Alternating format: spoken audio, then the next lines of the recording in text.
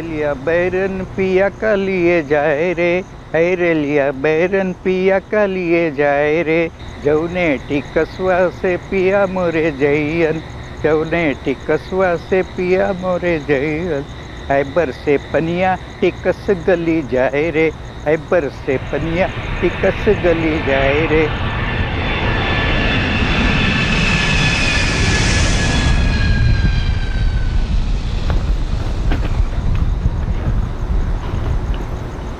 कमाल है यार, कोई लेने आया ही नहीं।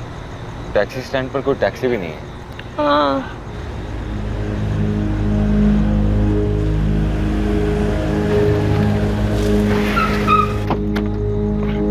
सॉरी भैया, सॉरी सॉरी सॉरी, लेट हो गया। भाभी चलो। अरे नहीं, क्या कर रहे हो? दिल्ली की मॉडल है तेरी भाभी, ये क्या कनपुरिया स्टाइल में पैर छूके उनकी उम्र बढ़ा रहे हो? और छोटू कैसा है तू? ठीक हो? आ जाओ बैठो।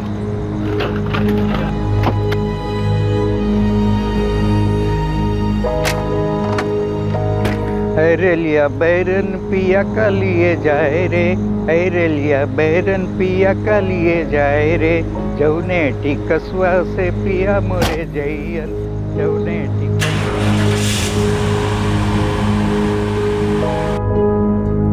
और घर में माँ बाबूजी और रमा कैसे हैं? एकदम चकाचक भैया, आप लोगों के आने के नाम से बहुत खुश है घर में सब। तुम्हारी माँ हमेशा यही गाना गाती थी ना? हाँ, पहले वो फोक सिंगर, यही कानपुर के पास अमोली में। हाँ पता है, तुम्हारे माँ का मायका भी यही है ना, तभी तो तुमने मुझसे शादी की, ताकि अपने माँ के मायके को अपना ससुराल बना सको। क्यों?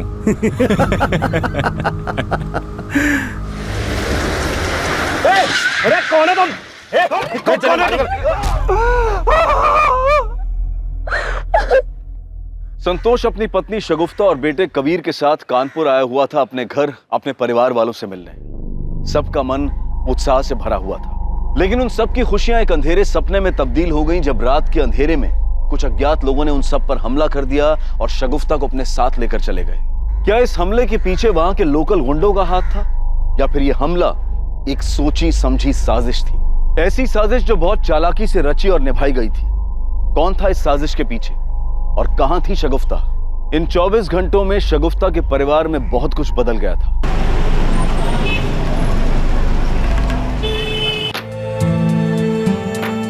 Nice. Okay, one more. Wow. Nice one.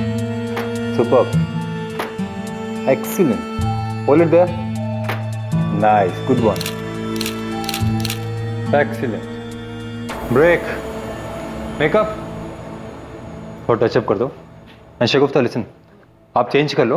Next change? हाँ, yeah. We'll continue after this. Cool. Yeah. Okay.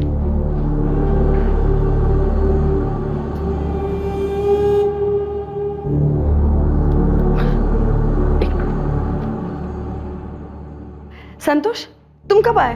जब तुम अपना मेकअप ठीक करवा रही थी। Stop it. तुम फिर शुरू हो गए? Jealous हबी? यार तुम्हें कोई छूता है ना तो तुम्हें बहुत गुस्सा आता है, पता है बाबा, लेकिन ये मेरा प्रोफेशन है ना। हाँ, एनीवे ये सब छोड़ो, तुम बताओ क्यों आए थे? क्यों आए थे मतलब? 10 बजे की फ्लाइट है।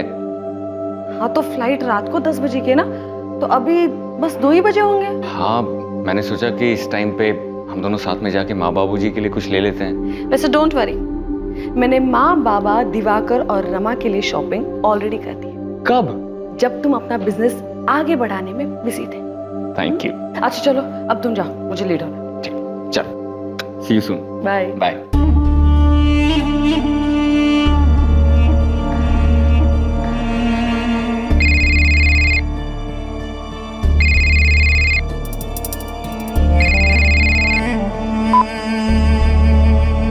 हाँ पापा। हाँ नुसरत, तुमने फोन किया था? हाँ। हाँ तो बोलो ना। तू वो कैटलॉग शूट करना चाहती है क्या? वो अम्मी कह रही थी कि अम्मी को जो कहना है कहने दे, लेकिन तू वो कैटलॉग शूट नहीं करेगी, समझी तुम? वैसे भी वो हरीश भाई एक नंबर का घटिया इंसान है, बस हाथ लगाने का मौका चाहिए। लेकिन आपा, मैंने एक बार मना कर दिया ना तो बस। और अम्मी की हर बात सुनने की जरूरत नहीं है नुसरत, उनका तो काम ही यही है। तुम्हारे अभी एग्जाम्स आ रहे हैं ना, तुम एग्जाम्स पे ध्यान दो, पढ़ाई करो, समझी? बाकी सब मैं संभालूंगी। थैंक यू आपा।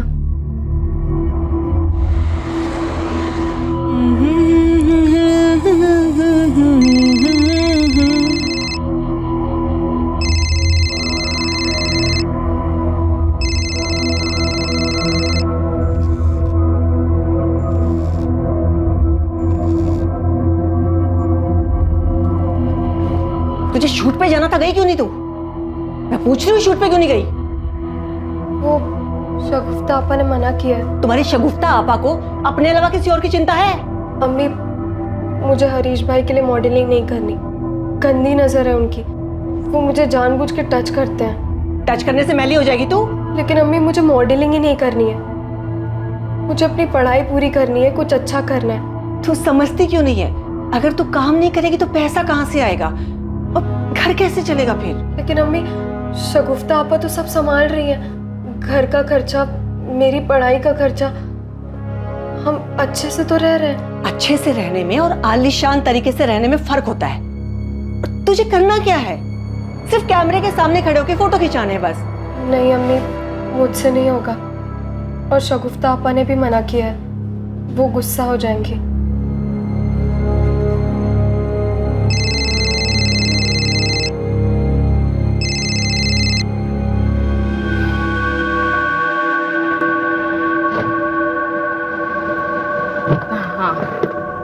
हाँ हो जाएगा। हाँ हाँ, मैं बस नीचे हूँ। हाँ, ऊपर ही आ रही हूँ मैं। हाँ हाँ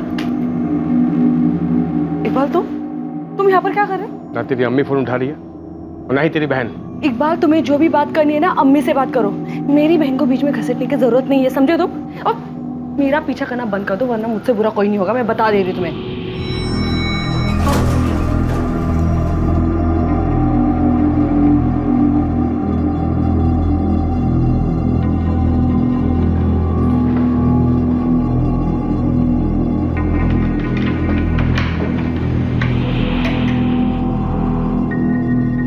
अम्मी, हाँ दिवाकर, सब पैक हो गया है।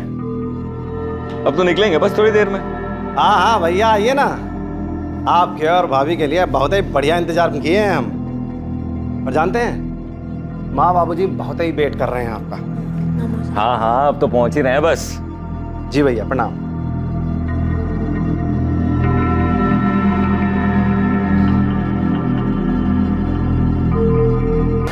आप लोगों के आने के नाम से बहुत खुश हैं घर में सब। अरे कौन है तुम?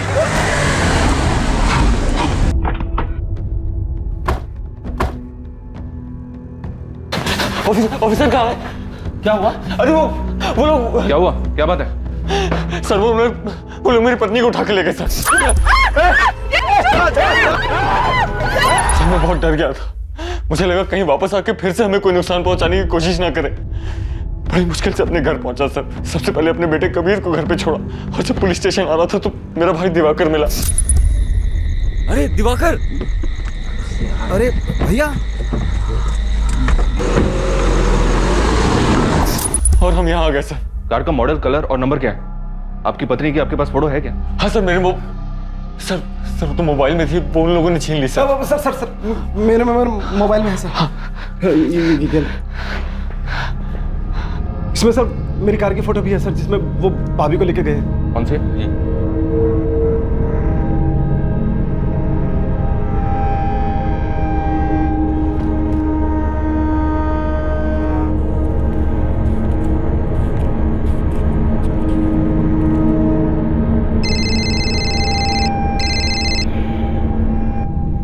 हेलो। हेलो मम्मी, शगुफ्ता।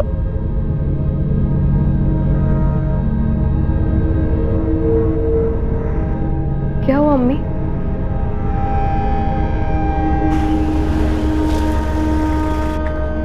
पापा, अम्मी गायब।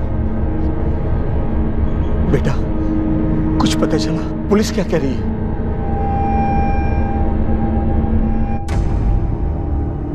शगुफ्ता की खोज बड़े पैमाने पर की जा रही थी। जगह जगह नाकाबंदी लगा दी गई थी, बैरिकेड लगाए जा रहे थे। सभी कार्स को बारीकी से चेक किया जा रहा था। हिस्ट्री शीटर से भी पूछताछ की जा रही थी। जी सर। कुछ पता चला? हर नाके पर हर जगह चेक किया सर। पर कुछ पता नहीं चला। वहाँ भी चेक किया जहाँ ये सब हुआ था। किसी शटर से कुछ मिला? सर वो लोग भी यही कह रहे हैं कि उन्हें नहीं पता कि ये काम किसने करवाया या किस गैंग का काम है। हो सकता है कोई नया गैंग हो। कार की क्या अपडेट है? नो सर, कार अभी तक मिली नहीं। संतोष और शगुफ्ता रात को 2 बजे एयरपोर्ट पहुंचे। एयरपोर्ट के बाहर से दिवाकर की गाड़ी में वो घर की तरफ जा रहे थे, जो कि शांति नगर में। सर एयरपोर्ट से शांति नगर पहुँचने में दिन के ट्रैफिक में तकरीबन 45 मिनट लगते हैं। रात में तो 20 मिनट से ज़्यादा नहीं लगना चाहिए। जब ये अटैक हुआ मेरे ख्याल में तब 2:30 बज रहे होंगे। और उसके बाद जैसा कि संतोष ने बताया, जी हाँ सर, फिर ये लोग कार लेकर कानपुर से फतेहपुर की तरफ बढ़े। संतोष और उसके बेटे कबीर को कार से उतार दिया। उस वक्त करीब 3 बजे होंगे। फिर 5 बजे ये लोग पुलिस स्टेशन आए।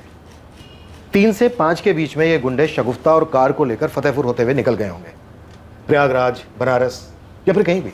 एक काम करो, शगुफ्ता और कार का फोटो आसपास के शहरों में डिस्ट्रिक्ट में भिजवा दो। एयरपोर्ट के आसपास पूछताछ करो, सीसीटीवी चेक करो। हो सकता है कोई बंदा इनको एयरपोर्ट के पास से ही फॉलो कर रहा हो। कार का नंबर और मॉडल आसपास के सभी गैरेज में भिजवा दो। शायद कार को बेचने की भी कोशिश हो। किसी ना किसी ने तो इनको देखा होगा। खबरी को भी काम पे लगा दो। बैठ जा। पुलिस ढूंढ रही है नुसरत, लेकिन कुछ पता नहीं चल पा रहा है। अरे काली, बिना शक्कर वाली चाय लाओ हमारे लिए। कहा है हमारी डाइट खराब करने में तो लियो। जीजू मुझे बहुत डर लग रहा है। आप लोग पुलिस पर प्रेशर डालिए ना। पता नहीं आपा किस हाल में होंगे।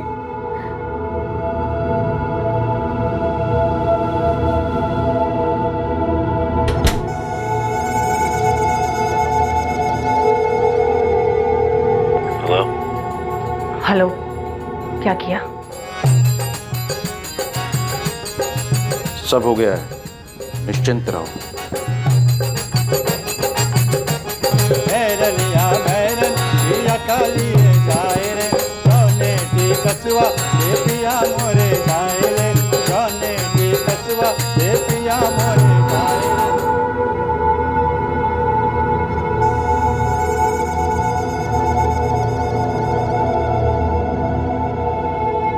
कुछ पता चला क्या सर? पूरा 1 दिन हो गया शगुफ्ता को किडनैप हुए। अरे आप लोग कर क्या रहे हैं सर? पता नहीं वो लोग क्या कर रहे होंगे शगुफ्ता के साथ। देखिए, हम पता करने की पूरी कोशिश कर रहे हैं। हमें लग रहा है वो शगुफ्ता को लेकर कानपुर से निकल चुके हैं। वैसे हमने आसपास के स्टेट की पुलिस को अलर्ट कर दिया है। हमें शक है कि शगुफ्ता से किसी ने ये व्यक्तिगत दुश्मनी निकाली। शगुफ्ता की, आपकी किसी के साथ कोई रंजिश, कोई दुश्मनी थी? नहीं सर, मेरी या शगुफ्ता की किसी के साथ कोई दुश्मनी नहीं है। इनफैक्ट 4 साल से मैं दिल्ली में रह रहा हूँ। मेरा खुद का बिजनेस है वहाँ पे। किस चीज की? सर मेरी टाइल्स की कंपनी है सर। उसी के एड शूट के दौरान मैं शगुफ्ता से मिला था।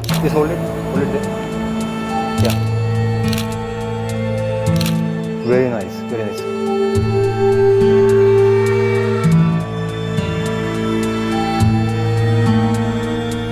पहले हमारे बीच में दोस्ती हुई, फिर प्यार। कुछ ही दिनों के बाद मैंने उससे शादी के लिए कहा और वो मान गई। फिर हमने शादी कर ली सर 2 साल पहले। 2 साल पहले? जी सर। और आपका बेटा कबीर? वो कबीर इनका बेटा नहीं है सर। वो शगुफ्ता भाभी और उनके पहले पति का बेटा है। 1 नंबर का घटिया इंसान है सर वो। सर इकबाल नाम है उसका। ये इकबाल ऐसा कुछ कर सकता है? वो क्यों करेगा सर? तो हमारी शादी के काफी साल पहले से ही शगुफ्ता और इकबाल अलग रहने लगे थे। और इकबाल बहुत अच्छे से जानता है कि कबीर शगुफ्ता से कितना प्यार करता है। सर कबीर और शगुफ्ता में मेरी जान बसती है सर। हम तीनों की अपनी ही एक अलग दुनिया है। देख लेना बाबा, आज आपको हरा के रहूंगा। अरे हरा के तो दिखा बच्चू। ये क्या हुआ? अरे क्या हुआ? अरे यार, ये अरे अरे उसे मारो ना। देखो उसे। अरे मैं खेल रहा हूँ ना, रुको। तो खेलना ही नहीं आता। 1 मिनट। अरे रुको, जाओ। यस, मैं जीत गया। अच्छा, माँ बेटे ने एक टीम बना ली है। छोड़ूंगा नहीं मैं दोनों। सर प्लीज मेरी शगुफ्ता को ढूंढ दीजिए सर। पता नहीं कहाँ होगी, किस हाल में होगी। पता नहीं क्या किया होगा उन लोगों ने उसके साथ।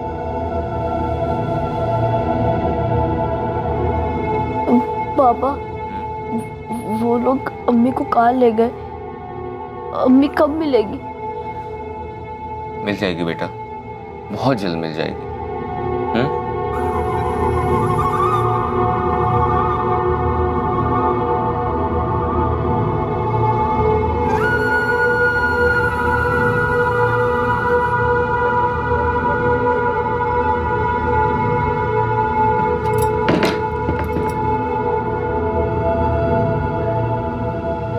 ये जो कुछ भी हो रहा है सही नहीं हो रहा है। एक बच्चे को उसकी माँ से कोई कैसे अलग कर सकता है? आप एक बात सच सच बताएंगे? क्या आपको पता है कि भाभी कहाँ है? अरे दिमाग फिर गया क्या तुम्हारा? हमें कहे तो सबको पता है कि वो कहाँ है। गुंडे उठा के लेके गए हैं ना उनको। भगवान जाने उनके साथ अब क्या हो रहा होगा।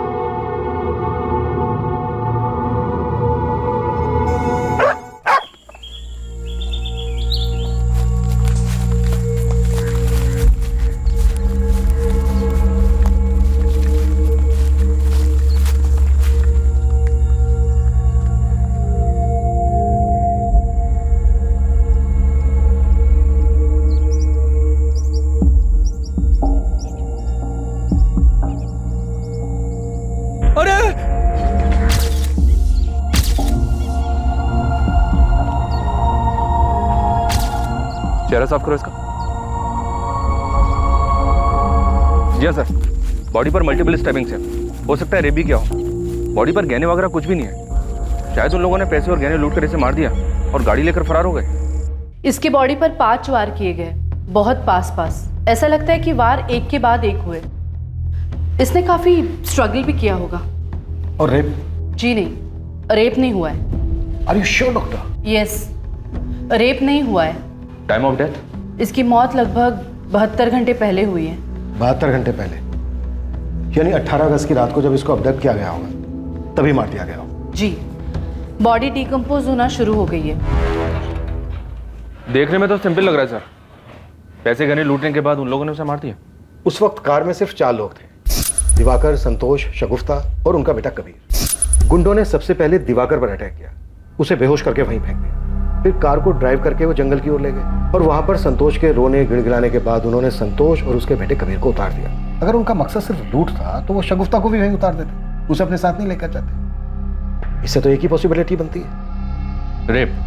हाँ, रेप। वो एक औरत को अपने साथ इसलिए लेकर गए ताकि उसका रेप कर सके, जैसा कि अक्सर क्रिमिनल माइंड होता है। लेकिन उन्होंने शगुफ्ता का रेप नहीं किया, उसके जेवर लूटे और मल्टीपल स्टेपिंग करके उसको मार दिया। हो सकता है सर वो लोग उसे भी ना मारना चाहते हो, बट शगुफ्ता ने उनका चेहरा देख लिया होगा।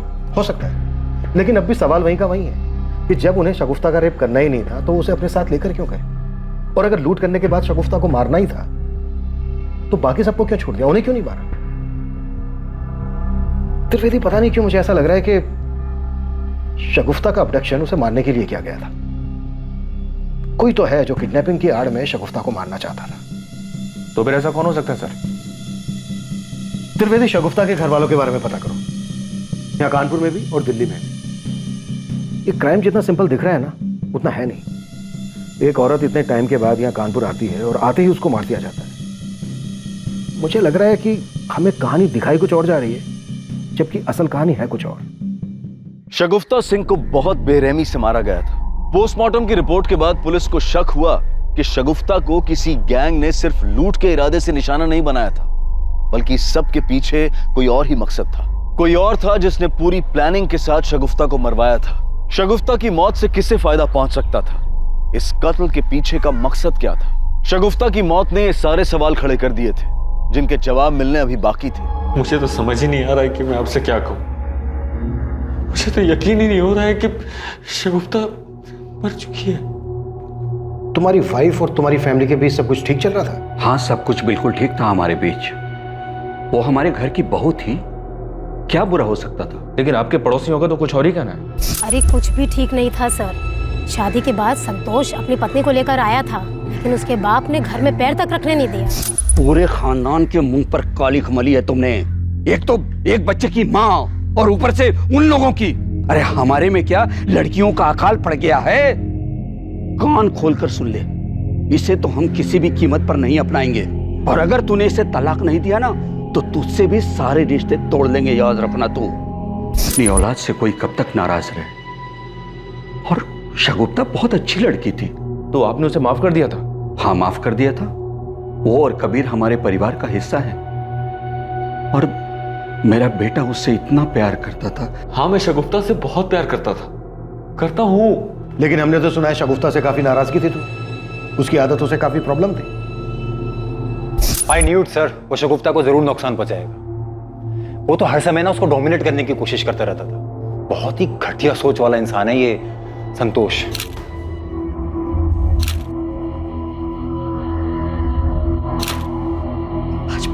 व्हाट इज दिस शगुफ्ता? मैंने तुमसे सुबह ही कहा है ना, मुझे तुम्हारे ऐसे ऐसे कपड़े पहनना बिल्कुल पसंद नहीं है। मैंने भी तुमसे कहा था ना कि तुम मेरे पति हो और मैं तुम्हें पूरी रिस्पेक्ट और प्यार दूंगी, बस तुम मेरे काम में दखल मत देना। तुमसे शादी करने से पहले भी तो मैं मॉडल ही थी ना। देखो, मेरे लिए मेरा काम बहुत इंपॉर्टेंट है, इसलिए तुम इस बात को ज्यादा आगे मत बढ़ाओ। सर, अगर मैं ये कहूं कि मुझे शगुफ्ता के कपड़ों से कोई प्रॉब्लम नहीं थी तो ये झूठ होगा। मुझे प्रॉब्लम थी और उसे भी ये पता था। सर, मैंने आज तक अपने दिल की कोई भी बात उससे नहीं छुपाई थी। शगुफ्ता की माँ एक छोटी बहन भी है ना, शगुफ्ता का उनके साथ कैसा रिश्ता था? सर, उसकी छोटी बहन नुसरत में शगुफ्ता की जान बसती थी और अपने माँ से भी शगुफ्ता बहुत प्यार करती थी।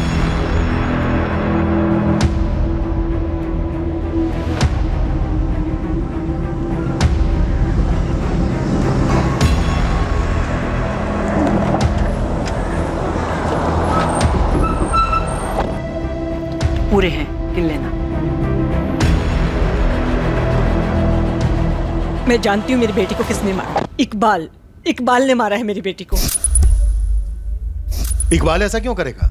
संतोष का तो कहना है कि शगुफ्ता और इकबाल काफी पहले ही अलग हो गए थे। हाँ, अब वो अलग रहते थे, लेकिन शगुफ्ता ने संतोष से मिलने के बाद इकबाल से डाइवोर्स के लिए अप्लाई किया था। वो संतोष के साथ शादी करना चाहती थी, लेकिन इकबाल उसे तलाक देने के लिए तैयार ही नहीं था। वो तो बौखलाया हुआ था।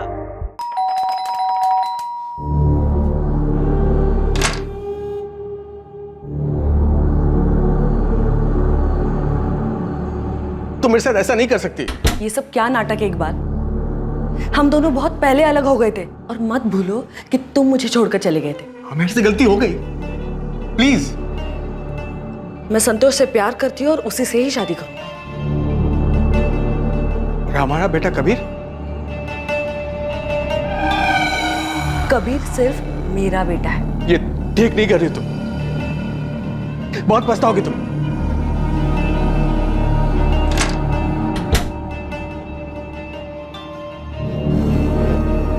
मैंने बहुत प्यार से पाला था सर अपनी बच्ची को। मैंने सोचा भी नहीं था कि उसके साथ ये सब हो जाएगा। आपका नाम रागनी है और आपकी दोनों बेटियों का नाम शगुफ्ता और नुसरत। जी, मैं यही कानपुर के पास अमोली की रहने वाली हूँ। फोक सिंगर थी, अभी भी कभी कभी गा लेती हूँ। प्रोग्राम के दौरान शगुफ्ता के अब्बू अशफाक से मेरी मुलाकात हुई। मुझे प्यार हो गया और हमने शादी कर ली। शादी के 3 साल बाद मेरे हस्बैंड की डेथ हो गई। सर, मैं ही जानती हूँ कि मैंने अपने दोनों बच्चियों को कैसे पाला है। रागनी जी, इस हिसाब से तो आपकी छोटी बेटी बहुत छोटी है। जी, नुसरत मेरे जेठ की बेटी है। जब ये 3 साल की थी तब मैंने इसे गोद लिया था। शगुफ्ता की शादी हो गई थी, मैं अकेले पड़ गई थी, इसलिए मैंने इसे गोद लिया था। सर, मैंने दोनों बच्चों को बहुत प्यार से पाला है।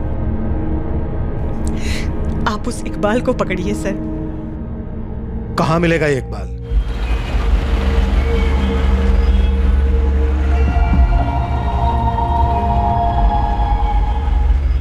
तो इकबाल बहुत गुस्सा था तुझे शगुफ्ता पर? नहीं सर, मैं उससे बिल्कुल गुस्सा नहीं था, बल्कि मैं उससे प्यार करता था। लेकिन शगुफ्ता ने तुझे तलाक देकर संतोष से शादी कर ली, तो हो सकता है तेरा ये प्यार नफरत में बदल गया हो और इसीलिए शायद मरवा दिया तूने शगुफ्ता को। कैसी बातें कर रहे हैं सर आप? मुझे तो यहाँ आकर पता चला कि शगुफ्ता मर चुकी है।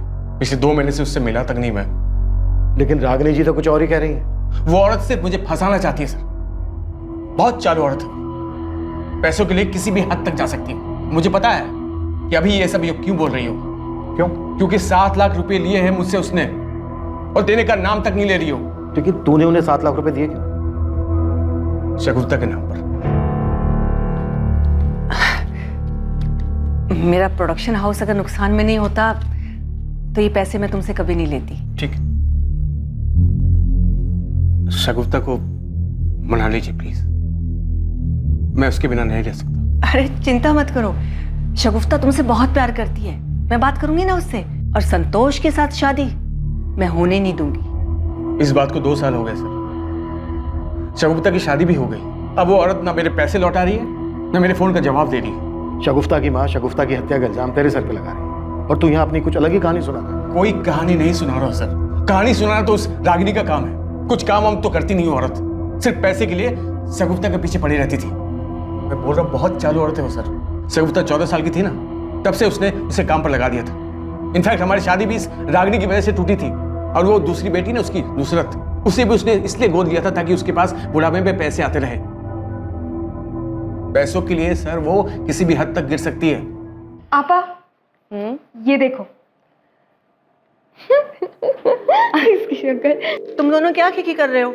इस मैगजीन में बात की है मैंने, अच्छे पैसे देने मॉडलिंग के। अम्मी आप जानती है ना मैं ऐसे शूट नहीं करती। हाँ तो तुझे कौन कह रहा है? नुसरत करेगी ना। अम्मी नुसरत ये सब बिल्कुल नहीं करेगी। जब ये मॉडलिंग करना ही नहीं चाहती है तो आप इसके पीछे क्यों पड़ी है? तू अपना मुंह बंद रख। खुद तो शादी करके सेट हो गई, अब हमारे घर का क्या होगा, कैसे गुजारा होगा, सोचा कभी? किस चीज की कमी है आपको? हाँ, आपकी हर जरूरत तो पूरी हो रही है ना। लेकिन हाँ, आपकी ख्वाहिशें मैं पूरी नहीं कर सकती क्योंकि उसका तो आंख है ही नहीं। अम्मी आपके लिए कितना भी करो कम ही है। अगर आपका बस चले ना तो अब अपनी बेटियों को धंधे पर बिठा दो। बकवास नहीं चाहिए।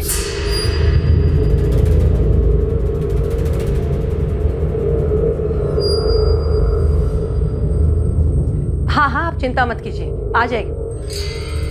सुन, दिल्ली से हरीश भाई का फोन था। पिछली बार तो एडजस्ट कर लिया था उसने, इस बार नहीं गई तो प्रॉब्लम हो जाएगी। लेकिन अम्मी अभी अभी तो शगुफ्ता आपा का इंतकाल हुआ और अभी आप मुझे ये सब कह रही हैं। तेरी शगुफ्ता आपा नहीं है इसलिए तो कह रही हूँ। अब घर को कौन संभालेगा?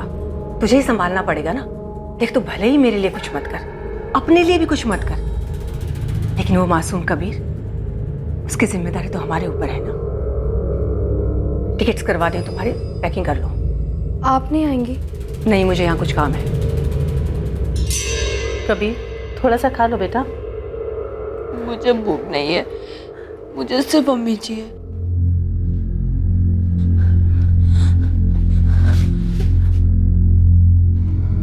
पापा अम्मी का है, मुझे सिर्फ अम्मी चाहिए। कबीर, तुम्हें याद है ना अम्मी क्या कहा करती थी? जो बच्चे अच्छे से खाना खाते हैं अम्मी उसी से प्यार करती है, याद है ना? तुम्हें अम्मी का प्यार चाहिए तो अच्छे से खाना खाना होगा ना, अम्मी बुरा मान जाएंगी। आप भी तो खाना नहीं खा रहे, अम्मी बुरा मानेगी ना।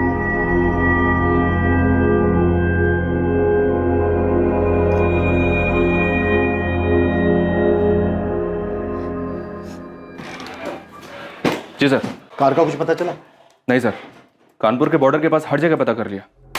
और इकबाल का? जी हाँ सर, इकबाल के बारे में पता करवाया। काफी रसिक मिजाज का आदमी है, ड्रिंक्स करता है, कभी कभी औरतें भी आती है उसके पास। कबीर 8 साल का था जब शगुफ्ता और इकबाल अलग हुए थे। ये कॉल रिकॉर्ड्स आ गए सर, ये देखिए। इकबाल रागिनी और नुसरत को बार बार कॉल कर रहा था सर, और शगुफ्ता को भी। हो सकता है अपने 7 लाख रुपए वापस लेने के लिए पीछे पड़ा। सर फैमिली के बाकी मेंबर्स तो क्लीन है, पर इस रागिनी का कुछ झोल लग रहा है। ये देखिए सर, ये रागिनी यहाँ कानपुर में किसी के रेगुलर टच में थी, किसी शैलेंद्र नाम के आदमी के। और जिस रात शगुफ्ता यहाँ कानपुर में आई थी उस रात भी इसने शैलेंद्र को 8 बार कॉल किया था। हाँ मैंने किया था फोन। शैलेंद्र मेरा चचेरा भाई है। कमाल है, चचेरा भाई है तो आपने इतने सालों से अपने चचेरे भाई से कांटेक्ट क्यों नहीं किया? जहां तक मैं देख पा रहा हूँ पिछले 2 महीने से ही आप दोनों के बीच बातचीत हो रही है। असल में ये भी एक फोक सिंगर है, लेकिन यहाँ कानपुर में रहकर कोई क्या कमाएगा। मैंने इससे कहा था कि दिल्ली में आ जाओ, मेरे साथ काम कर लो। सर क्या एक बहन अपने भाई के लिए इतना भी नहीं कर सकती?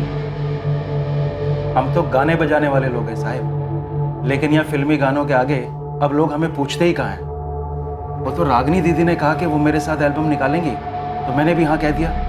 वैसे बड़ा ही अजीब इत्तेफाक है रागिनी जी, आपकी बेटी की हत्या के 2 महीने पहले आप दोनों भाई बहन के बीच प्यार पनपा। कहीं इस प्यार पनपने की कोई और वजह तो नहीं है? तो आपको लगता है मैंने शगुफ्ता को मरवाया? अच्छा, वो आपने खुद अपने मुंह से कह दिया। वरना एक माँ अपनी बेटी की हत्या करवा सकती है, ये सोच के भी बुरा लगता है। ऐसे जो औरत अपनी बेटी के पहले पति से अपनी बेटी के नाम पर पैसे ले सकती है और एक बच्ची को इसलिए गोद ले सकती है कि अपने स्वार्थ के लिए उसकी इच्छा के विरुद्ध उससे काम करवा सके, वो औरत कुछ भी कर सकती है। मैं अच्छी तरह से जानती हूँ आपके कान में ये सब बातें कौन डाल रहा है। मुझे बस इतना पता है कि मैंने कुछ नहीं किया, ये सारा किया धरा उस इकबाल का है। शगुफ्ता उसे मिली नहीं तो उसने बर्बाद दिया उसे, और अब सारा इल्जाम मुझ पे लगा रहा है। सर, अगर आपको मेरे खिलाफ कोई भी सबूत मिले तो आप गिरफ्तार कर सकते हैं मुझे। साहब सच में हमने कुछ नहीं किया।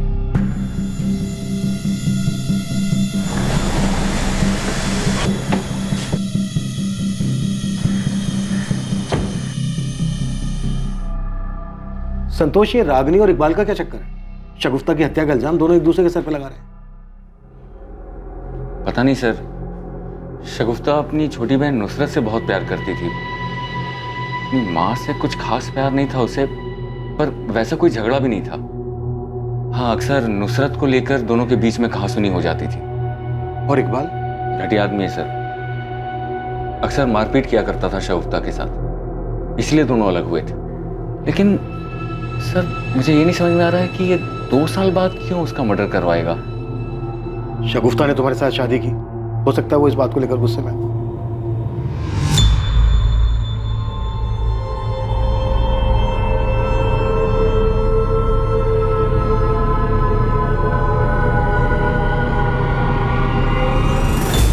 सर, दिल्ली पुलिस ने शगुफ्ता की बिल्डिंग की सीसीटीवी फुटेज भेजी है।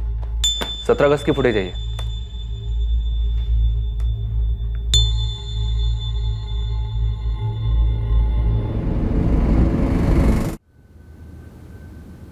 इकबाल, तूने तो हमसे कहा था कि तू शगुफ्ता से पिछले 2 महीने से नहीं मिला है। पता क्या है हमने? शगुफ्ता की मौत से 1 दिन पहले तो शगुफ्ता के घर गया था। हाँ सर, मैं वहां पर गया था क्योंकि रागिनी न मेरा फोन उठा रही थी न मेरे पैसे लौटा रही थी, तो शगुफ्ता से यही कहने गया था मैं। अगर तू सिर्फ पैसों की बात करने गया था तो ये क्या है? क्या है ये? अब आगे बकेगा या आगे की कहानी भी दिखाऊं? शगुफ्ता, देख, जहां प्यार होता है ना, वहीं इतना गुस्सा होता है। मैं जानता हूं तुम मुझसे बहुत प्यार करती है ना? दिमाग खराब हो गया तेरा? हाँ, मेरे दिल में तेरे लिए कुछ भी नहीं है, न प्यार न गुस्सा न नफरत, कुछ नहीं, समझा तू? तू झूठ बोल रही है, मुझे मालूम है। तू मुझे जलाने के लिए उस संतोष से शादी की। देख, तेरे से अलग होने के बाद तेरी वैल्यू समझाऊं मैं। देख प्लीज, संतोष को छोड़ के मेरे पास आ जा, प्लीज। इस गलतफहमी में मत रहना तुम। मैं संतोष से इसलिए शादी करी क्योंकि मैं उससे प्यार करती हूँ, और तेरे लिए ना मेरे दिल में कुछ भी नहीं है। अपने दिमाग में डाल दे, कुछ भी नहीं।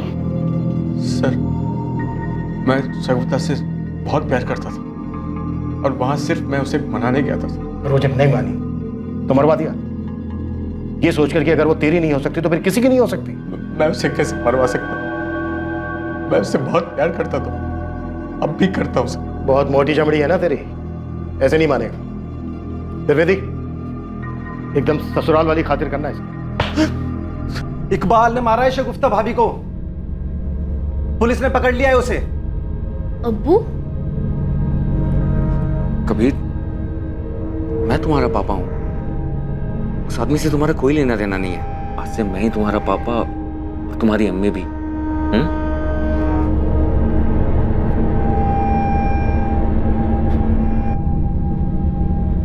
बहुत हो गया तुम लोग का ड्रामा। कबीर की नानी जिंदा है अभी। कबीर मेरे साथ जाएगा। चल बेटा। अरे, आप कबीर को नहीं ले जा सकती हैं। तुम कैसे रोकोगे मुझे? क्या लगता हो कबीर के? कबीर का तुम्हारा खून का रिश्ता तक नहीं है। चल बेटा। आप मुझे कबीर से अलग क्यों कर रही हैं? ये मेरी शगुफ्ता की आखिरी निशानी है। शगुफ्ता मेरी बेटी थी, कबीर तुम्हारा सौतेला बेटा, तो कानूनी तौर पर इसकी सगी रिलेटिव सिर्फ मैं हूं। चल बेटा।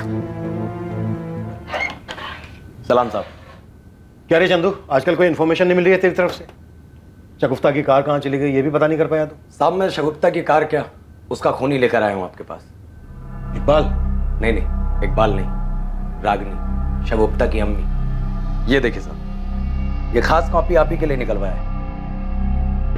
सब बहुत बड़ा हाथ मारा है रागिनी ने शगुफ्ता के मरने के बाद, शायद इसलिए मारा हो शगुफ्ता को। त्रिवेदी, रागिनी को बुला। ये तो फोन ही नहीं उठा रही सर। जिस होटल में रागिनी रुकी थी उस होटल से पता करो इस वक्त वो कहाँ। सर, हेलो, ये रूम नंबर 204 में रागिनी जी से बात करवाइए प्लीज। सर वो तो चेकआउट करके चली गई। व्हाट?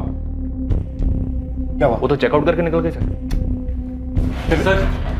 सर, रानी जी कबीर को लेके चली गई हैं सर, उनको रोकिए ना प्लीज, हमें एफआईआर करना है उसके खिलाफ। त्रिवेदी, रागनी के नंबर से पता करो कि उसने कोई कैब बुक की है क्या। हर नाके को अलर्ट करो, किसी भी हाल में ये औरत हमारे यहाँ से निकल लेनी चाहिए। नानी प्लीज मुझे पापा के पास ले चलो, प्लीज प्लीज। चुपचाप बैठे रहो। सर पता चल गया, रागिनी ने स्पीड अप कैब बुक किया, एयरपोर्ट की तरफ गई है। इससे पहले कि वो एयरपोर्ट पहुंचे, अरेस्ट, मूव।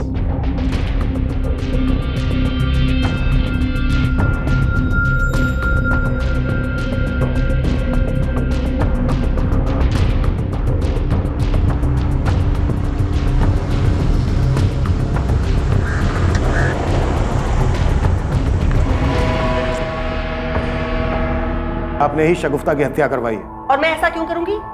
शगुफ्ता की उस जमीन के लिए जिस पर आपकी बहुत दिनों से नजर थी। शगुफ्ता ने यहाँ कानपुर में काफी जमीन खरीद ली थी, दिल्ली में भी काफी प्रॉपर्टी बना ली थी। शगुफ्ता के विल के हिसाब से उसके मरने के बाद उसका सब कुछ उसके बेटे कबीर के नाम हो जाता और पावर ऑफ अटॉर्नी आपको मिल जाता। शगुफ्ता के मरते ही आपने उसकी कानपुर की सारी जमीन बेच दी। इनफैक्ट पिछले 2 महीने से ये जमीन बेचने की आप प्लानिंग कर रहे हैं, इसीलिए पिछले 2 महीने से आप अपने चचेरे भाई शैलेन से लगातार बात कर रहे हैं। ये आप क्या कह रहे हैं? आपके चचेरे भाई शैलेन ने सब कुछ बता दिया। शगुफ्ता से पैसे निकलवाना आपके लिए मुश्किल हो गया था, क्योंकि वो आपकी फितरत समझ गई थी। लेकिन शगुफ्ता की मौत के बाद आपको काफी फायदा होगा। एक तो आप नुसरत से बड़े आराम से काम करवा सकते थे, दूसरे शगुफ्ता की मौत के बाद जो उसकी प्रॉपर्टी उसके बेटे कबीर के नाम होने वाली थी, उस पर राज कर सकते थे। इनफैक्ट आप कबीर को अपने साथ इसीलिए लेकर जा रही थी ताकि बाकी बची हुई प्रॉपर्टी को आप अपने काबू में ले सके, उस पर हक जमा सके। फिर कौन जाने, प्रॉपर्टी के लालच में एक ना एक दिन आप कबीर को भी मरवा देते। अब सच सच बताइए रागनी जी, किससे मरवाया आपने शगुफ्ता को? किसे दी थी सुपारी? मैं आपकी सारी बातें मानती हूँ, मैं मानती हूँ कि मैं बहुत बुरी माँ हूं, लेकिन इतनी बुरी नहीं कि अपनी ही बच्ची की जान ले लूं मैं। आप जैसी औरत ना लालच के लिए कुछ भी कर सकते हैं। सर इकबाल रागिनी के फोन कॉल्स डिटेल्स सब चेक कर लिए, पर दोनों में कुछ भी सस्पिशियस नहीं दिख रहा है। इस केस की खास कड़ी वो कार जिस कार में शगुफ्ता को ले जाया गया था, उस कार के बारे में हमें अभी तक पता नहीं चला सर।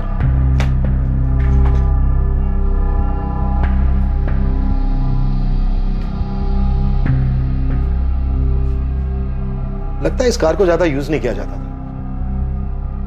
मर्डर वाली रात ये कार क्यों यूज की गई होगी?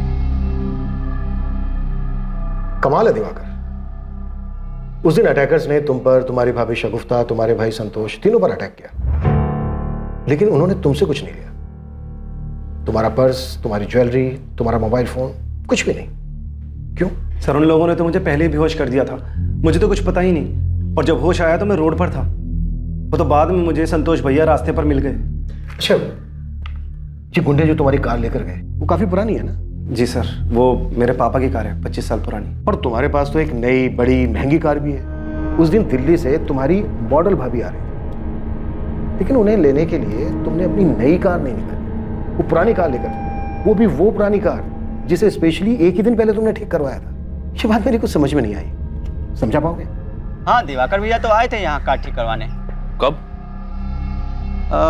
16 अगस्त को। 17 अगस्त को कार ले गए थे। और कुछ कह रहा था वो? वैसा तो कुछ नहीं, बस पूछ रहे थे कि ये कार कितने में बिकेगी। मैंने तो कह दिया कि यहाँ कानपुर में कोई ज्यादा पैसे नहीं देंगे। दिवाकर साहब, पुलिस अपना पूरा होमवर्क करती है, ऐसी हवा में कोई बात नहीं करती। तो आप अपनी पुरानी कार इसलिए लेकर गए ताकि उसमें पुरानी यादें ताजा कर सके, या फिर इसलिए लेकर गए कि नई कार में आप लूट कैसे करवाते हैं, मर्डर कैसे करवाते हैं? क्योंकि आपको अपनी नई कार तो बहुत प्यारी है ना। सर मैंने कुछ अरे नहीं रुकिए किया। रुकिए रुकिए, इतनी जल्दी क्या है? बहुत सबूत है हमारे पास। ये रहे दिवाकर साहब आपके कॉल रिकॉर्ड्स। जब हमने आपके कॉल रिकॉर्ड्स दोबारा से चेक किए तो हमारे सामने आया कि अटैक की रात से लेकर अब तक आपको गोंडा से बहुत सारे कॉल आ रहे थे, वो भी एक लैंडलाइन नंबर से। तो हमने सोचा भाई पता किया जाए ये नंबर किसका है जो दिवाकर साहब को इतना परेशान कर रहा है, इतने कॉल कर रहे हैं। तो हमने पता किया तो हमें मालूम हुआ कि ये नंबर तो एक स्क्रैप डीलर का है। हमने उससे पूछा भाई तुम दिवाकर साहब को इतने सारे कॉल क्यों कर रहे थे? तो पता है उसने हमें क्या बताया? वो जो आपकी खानदानी कार थी जिसमें आप अपनी पुरानी यादें ताजा करने गए थे, जिसे पुलिस बेसब्री से ढूंढ रही थी, वो कार उसी ने खरीदी। अब ये बोल, ये सब तूने खुद किया या तेरा बाप भी शामिल है इसमें? क्योंकि तेरे बाप को भी शगुफ्ता पसंद नहीं थी ना।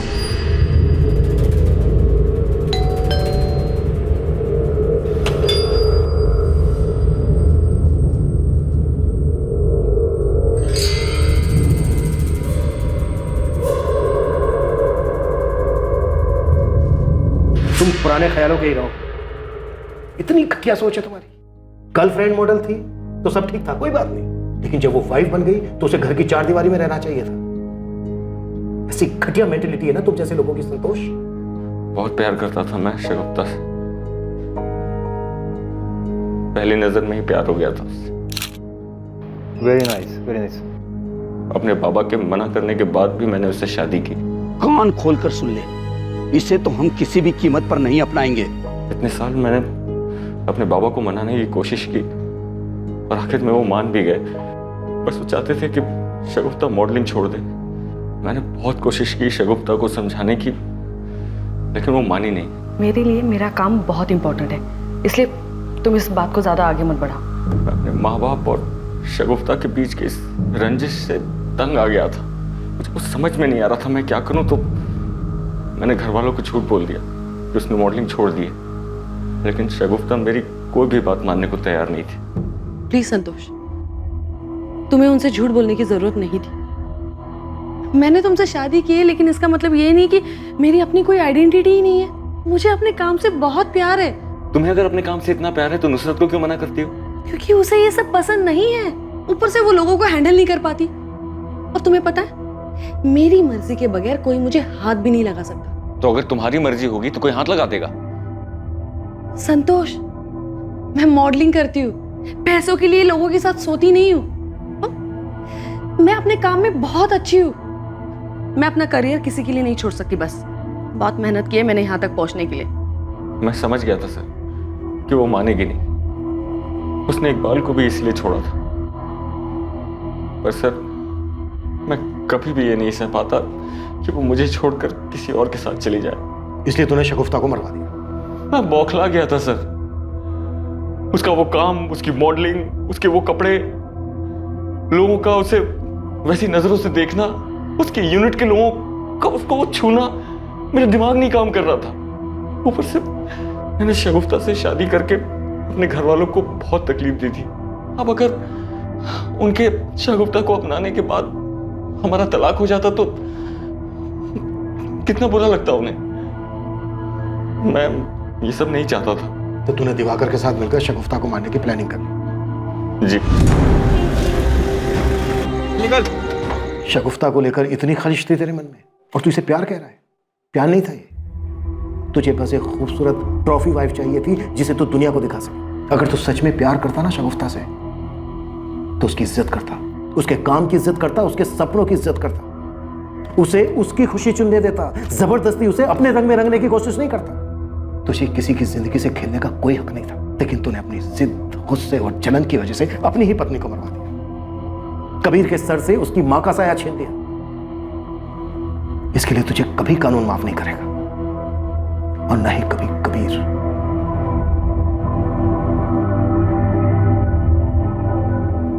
कैसा प्यार था ये? क्या ये सच में प्यार था, या ये सिर्फ संतोष की जिद थी?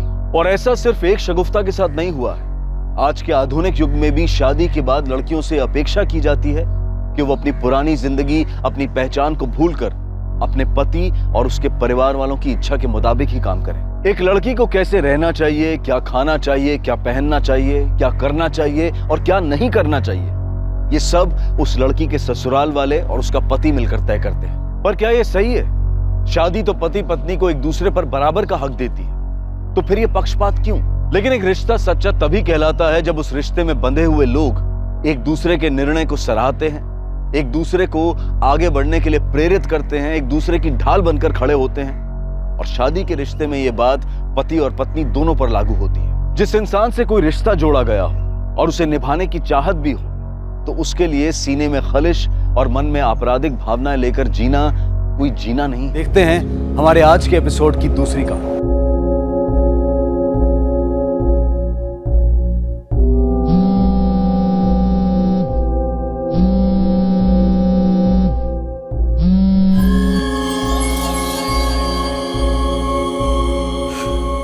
तपन मेरा फोन नहीं उठा रहा है। उसे और थोड़ा टाइम दो, परेशान है वो, अभी सब कुछ नहीं भूला पाया वो। तपन ने तो पीना भी शुरू कर दिया है। जानता हूं, कल रात को जब देर से लौटा था तो मैंने ही दरवाजा खोला था। खाना गरम कर दो बेटा, तुम्हारी मम्मी तुम्हारे वेट करते करते सो गई 12 बजे। नहीं, मैं खा गया। फिर पिया होगा, कुछ खाया नहीं होगा। चलो कुछ खा लो। नहीं खाना।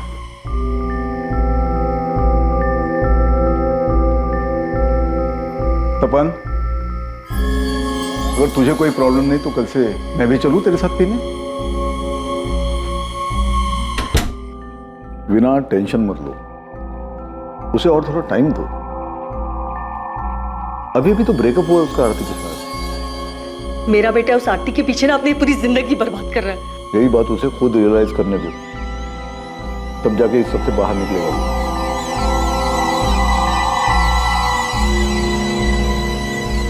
क्या ला तपन? मुझे तुझसे कोई बात नहीं करनी है, समझे? आरती शादी कर रही जीतू से, डेट फाइनल हो चुकी है 7 नवंबर। मैंने तुझे कहा था कि उससे पूछ कर और मुझे बता। नहीं, तूने नहीं कहा था, लेकिन तुझे पता होना चाहिए। तुझे पता होना चाहिए जिस ब्रेकअप को लेकर पिछले 2 महीने से उदास घूम रहा है, उससे आरती को कोई फर्क नहीं पड़ रहा है। वो शादी कर रही है और अपनी लाइफ में आगे बढ़ रही है, खुशी खुशी।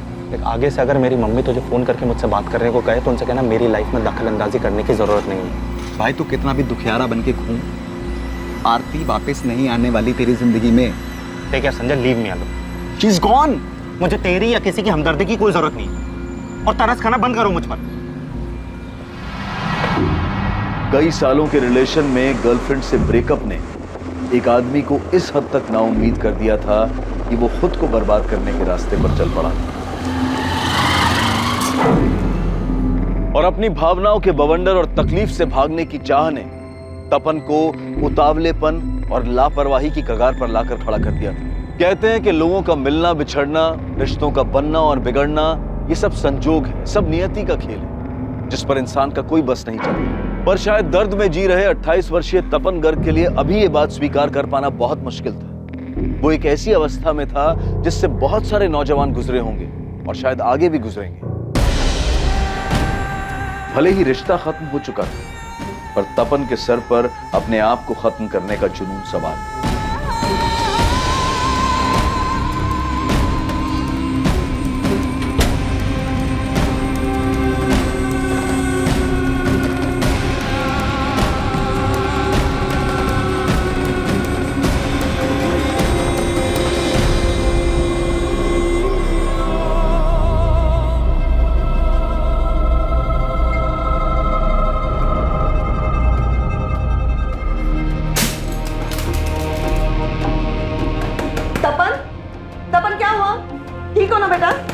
दरवाजा खोलो प्लीज।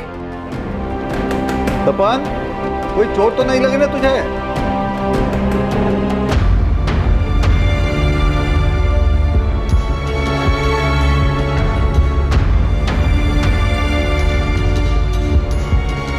भाई साहब इधर। हेलो भाई साहब, एक से बढ़कर एक आइटम। आओ ना, मैं दिखाता हूँ। देखने का पैसा नहीं है भाई साहब। अरे भाई साहब, यहाँ आपके हिसाब की मिलेगी। भाई साहब यहाँ आओ ना। ओ साहब, आप कहाँ घूम रहे हो? आप जो ढूंढ रहे हो वो सिवाय मेरे किसी के पास नहीं। आइए मेरे। आरती नाम की मिलेगी। अरे आपके लिए आरती नाम रखवा देंगे, आप आओ तो सही मेरे साथ। देख, चुपचाप रहनी चाहिए, ना हंसनी चाहिए ना कुछ बोलनी चाहिए। जो मैं करूँगा ना करूँगा। 100% मिलेगी। जो मन में आए सब करो, बस एक काम करना, मारपीट नहीं करने, वरना लफड़ा होगा। आइए साहब आइए। नीलिमा, इनको बिल्कुल हमारी लैला टाइप की चाहिए। हमारे खास आदमी है, अच्छा रेट लगा दो। देखिए साहब, लैला का 1 घंटे के लिए 800 रुपए है। आप उसे 2 घंटे के लिए लेके जाइए और मुझे 1200 रुपए दीजिए। हाँ।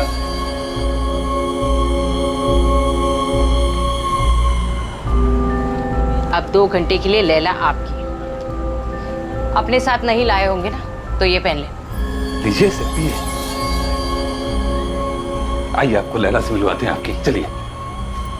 और 2 घंटे में 5 मिनट हो ना, तो मैं दरवाजे पे आवाज दूंगी।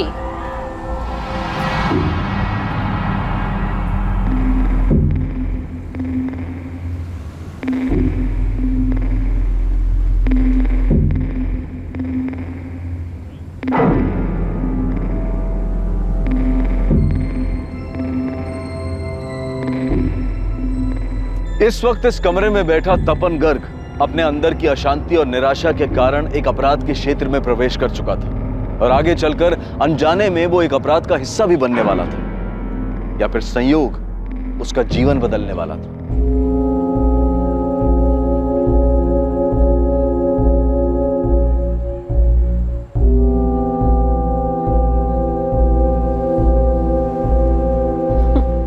हंसना बंद करो आरती, मैंने कहा हंसना बंद करो। आरती मुझे चिढ़ाना बंद करो, नहीं तो मैं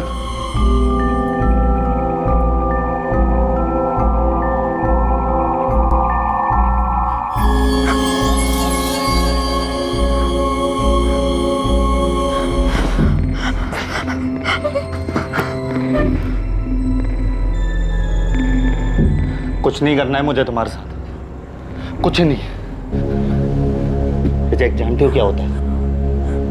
मुझे तुझे टच भी नहीं करना, कोई फीलिंग्स नहीं है तुम्हारे लिए मेरे अंदर।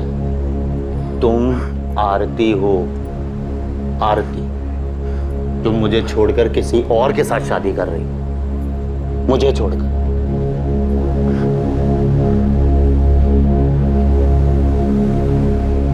ऐसे ही छोड़कर चली गई। क्यों क्यों छोड़ा मुझे? क्या कमी है मेरे अंदर?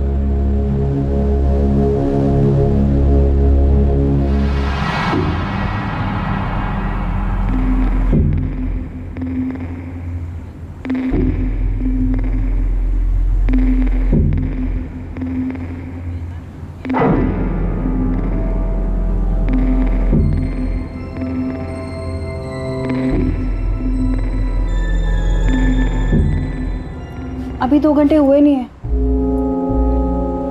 तो मैंने तुमसे ब्रेकअप कर लिया है, तुम्हें समझ में नहीं आता है क्या? लेकिन अभी 1 घंटा बाकी है। तो मैं क्या करूं? अगर आप ऐसे चले गए तो मैडम को लगेगा मैंने आपको खुश नहीं किया। कल पूरा दिन मुझे खाना नहीं देंगी। तुम्हारे मैडम को मैंने 2 घंटे के पैसे दे दिए हैं एडवांस, वो मैं वापस नहीं लूँगा। मैडम को लगेगा कि आप जल्दी इसलिए चले गए क्योंकि मैंने आपको खुश नहीं किया।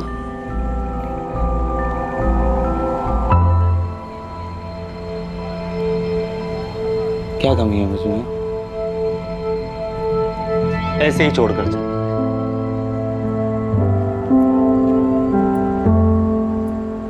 बोलती है कि अब रिलेशनशिप आगे नहीं बढ़ा।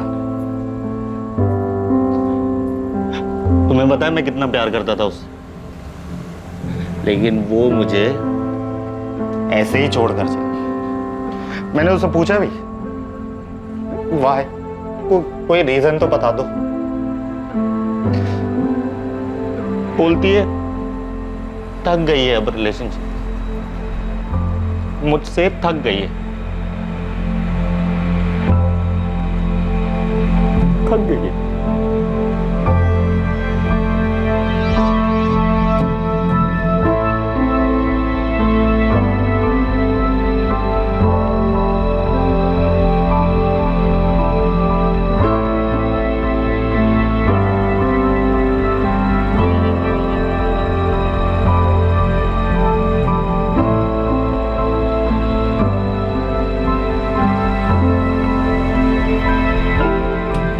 साला इस लैला से सब कस्टमर नाखुश होकर जाते हैं, लेकिन इस बंदे ने इसमें ऐसा कौन सा ताजमहल देख लिया?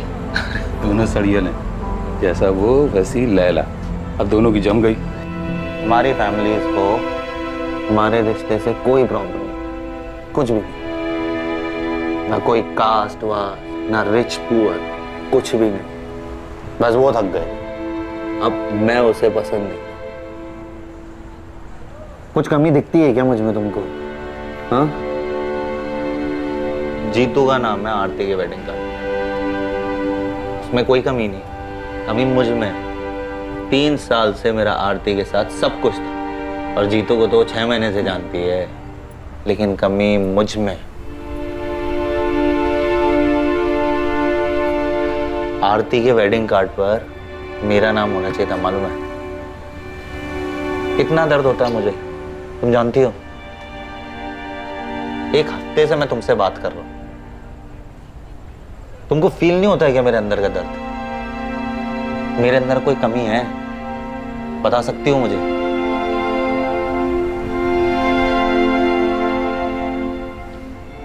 खाना मिलता है तुझे? बस खाना खाओ, पेट भरो, बस। और कोई फीलिंग्स नहीं है ना तुम्हारे अंदर, है ना? मैं खाना नहीं खा पा रहा हूं, सो नहीं पा रहा हूं चैन से, जी नहीं पा रहा हूं, रोज मरने की सोचता हूं, इसलिए चला आता हूं यहाँ नरक में। लेकिन तुमको तो बस खाना ही खाना है ना। मुझे मेरे घर वापस जाना है। और मुझे मेरे घर जाना ही नहीं है, मरना है। आरती मेरी जिंदगी थी, वो चली गई तो मेरी जिंदगी भी चली गई। मुझे मेरे घर वापस जाना, मुझे यहाँ नहीं रहना। मुझे यहाँ जबरदस्ती लाया गया था। प्लीज मेरी हेल्प कर दो। तुम मुझसे हेल्प मांगो प्लीज।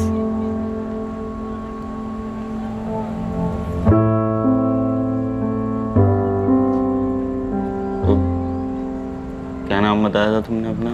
लैला, पर वो मेरा असली नाम नहीं है। ये लोग मुझे यहाँ इस नाम से बुलाते हैं। मेरा नाम नफीसा कुरैशी है। हाँ, मेरा भाई मुराद मुझे ढूंढ रहा होगा। अम्मी को और भाई को पता भी नहीं होगा कि मैं यहाँ आगरा में हूँ। मुराद, तुम जिस कंपनी के बारे में बता रहे हो उसके बारे में पता तो किया था, हमारे सामने ही कॉल किया था, पर वो लोग ऐसे ही किसी को काम पर तो नहीं रखते। नफीसा कुरैशी? नो सर, इस नाम की कोई ज्वाइनिंग नहीं और ना ही कोई बीना कुमारी नाम की एम्प्लॉय है हमारे यहाँ। आप बोल रहे हैं कि उसने नफीसा कुरैशी को हमारे यहाँ रिक्रूट किया था? 16 अगस्त की बात है शहनाज जी। नफीसा यहाँ अपने घर रांची से निकली थी। उसने अपने भाई मुराद और माँ बिल्किस को यही बताया था कि वो आपके मुंबई वाले ऑफिस को ज्वाइन करने जा रही है। नफीसा इस बीना कुमारी से ही मिली और उसने कहा था कि बीना के जरिए ही उसे रिसेप्शन का जॉब मिला। आई एम सॉरी सर, हमारे यहाँ रिक्रूटमेंट ऐसे नहीं होते हैं। उसके लिए अलग से HR डिपार्टमेंट है। शायद उस लड़की ने अपने घर वालों से झूठ बोला होगा। मुराद, हमने नफीसा को ढूंढने की बहुत कोशिश की, पर इतना तो कंफर्म है कि उसने KNT फार्मा ज्वाइन तो नहीं किया। नफीसा के कॉल रिकॉर्ड से बीना कुमारी का पता चल सकता है। हमने उसके रिकॉर्ड्स मंगवाए, देखते हैं उसमें से क्या मिलता है। सर, नफीसा आपी ने KNT फार्मा ही बताया था। वो ऐसे झूठ बोल कर नहीं जाएंगे, और अगर अच्छी अपॉर्चुनिटी नहीं होती तो वो कभी जाती ही नहीं। जॉब तो वो यहाँ पर भी कर ही रही थी। हम तो पता करेंगे मुराद, पर तुम भी पता करो कि नफीसा की लाइफ में कोई लड़का था क्या, कोई दोस्त या मोहल्ले का जिसके साथ वो भाग गई हो। मतलब मुंबई के बजाय तुम यहाँ आगरा आ गई, वो भी बिना मर्जी के? कौन लाया तुम्हें यहाँ? तुम्हें भी प्यार में धोखा मिला है क्या? तुम्हारे बॉयफ्रेंड ने चीट किया? मैं किसी के साथ भाग कर नहीं आई थी। बीना ने मेरी मजबूरी का फायदा उठाया था। मैं जिंदगी भर तुम्हारा एहसान मानूंगी। प्लीज मेरी छोटी सी हेल्प कर दो। मैं किसी तरह अपने घर, अपनी अम्मी, अपने भाई के पास पहुंच जाऊं। क्या नाम बताया था तुमने अपना? नफीसा कुरैशी। और तुम्हारे भाई का? मुराद कुरैशी। छोटा है वो मुझसे। घर का है तुम्हारा? कहाँ से हो तुम? अरे साहब, जल्दी दरवाजा खोलो, पुलिस की रेड पड़ी है। तपन साहब, जल्दी दरवाजा खोलो। चलो जल्दी, चल जल्दी अपना सामान रखो। चल जल्दी। उधर से पुलिस आ रही है, पीछे से। चल जल्दी, चल चल मेरे साथ, चल जल्दी।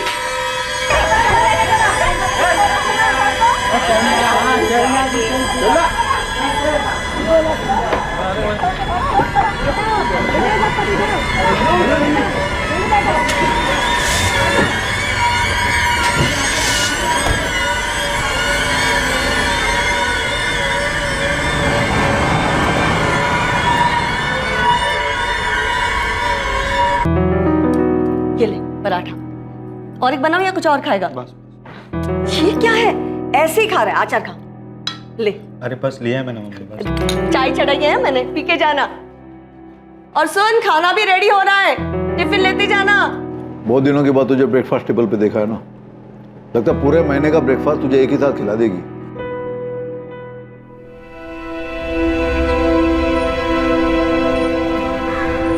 आज आगे से फोन करके बुलाया तूने, वो भी इतना अर्जेंट? क्या बात है? पैचअप हो गया आरती से? बेटा शादी के कार्ड छप चुके हैं उसके। नहीं यार, तू चलना मेरे साथ, चाय की दुकान पे चल के बात करनी है तुझसे बहुत जरूरी। चलना प्लीज।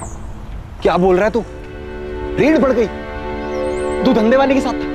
अबे तू क्या कह रहा है? तेरे को समझ में भी आ रहा है? तू साले पकड़ा जाता, जेल में सड़ रहा होता, और अंकल आंटी क्या सोचते, गधे। और वो आरती साले खुश होती, वो बोलती थी मेरे को पता है इसके बारे में सब कुछ, मैंने इसलिए छोड़ दिया उसे। अरे आरती की फिक्र नहीं है कि वो क्या सोचती है, इस वक्त मुझे सिर्फ नफीसा की फिक्र है। नफीसा? अब नफीसा कौन है बे? इसने भी दिल तोड़ा गया तेरा? 1 हफ्ते पहले मिला उससे, जब रेड बढ़ी थी तब उसी के साथ था। वो धंधे वाली? अरे धंधे वाली मत बोल यार, जबरदस्ती रखा गया उसे। मैं उससे सब पूछ ही रहा था, वो मुझे सब बताती, इससे पहले रेड पड़ गई वहां। सिर्फ इतना पता पड़ पाया है कि उसका एक छोटा भाई है जिसका नाम मुराद है। तो अब तो अपने साले को ढूंढेगा। अबे साले, नफीसा कुरैशी नाम सुनते ही अंकल आंटी बेहोश हो जाएंगे, और जब होश में आएंगे ना, तू बताएगा वो क्या करती है, फिर बेहोश हो जाएंगे वो। अरे मेरे बाप, मुझे उससे शादी नहीं करनी है। मैं तुझे सिर्फ इतना बता रहा हूं कि पिछले 1 हफ्ते से मैं उसी के साथ था, उसे अपना दुख बताया जा रहा था और वो चुपचाप सुन रही थी, कुछ नहीं बोली। लेकिन जब बोली तो सिर्फ इतना बोली कि उसे जबरदस्ती रखा हुआ। इससे पहले मुझे वो कुछ और बताती, वहां रेड पड़ गई। भाई अच्छा हुआ रेड पड़ गई, नहीं तो तेरे दुखियारेपन की डोज डबल हो जाती। बैठ यहाँ। देख मैं खुश हूं कि तू आरती के चक्कर से बाहर निकल गया, लेकिन वापस से किसी नफीसा के चक्कर में अपनी लाइफ मत बर्बाद कर यार। अरे यार संजय, वो मुसीबत में है। तू सुनना, एक काम करना, तू वहां जा, जग्गू से मिल। जग्गू तुझे नीलिमा के अड्डे पे लेके जाएगा, उधर तुझे लैला के बारे में पूछना है। बोल कर भी नफीसा का नाम मत लेना प्लीज यार। मैं तो खिसक गया है क्या? मैं नहीं जाना वहां लैला लैला करने। अरे यार प्लीज यार संजय, वो मुसीबत में है यार, उसे हेल्प चाहिए यार, प्लीज यार। अबे तू मुसीबत में, तेरे को मदद चाहिए यार संजय यार। जा रहा हूं।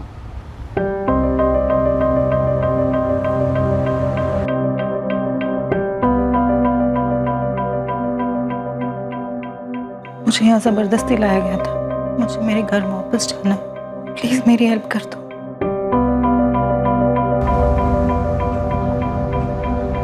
The number you have called is currently switched off. Please try again later.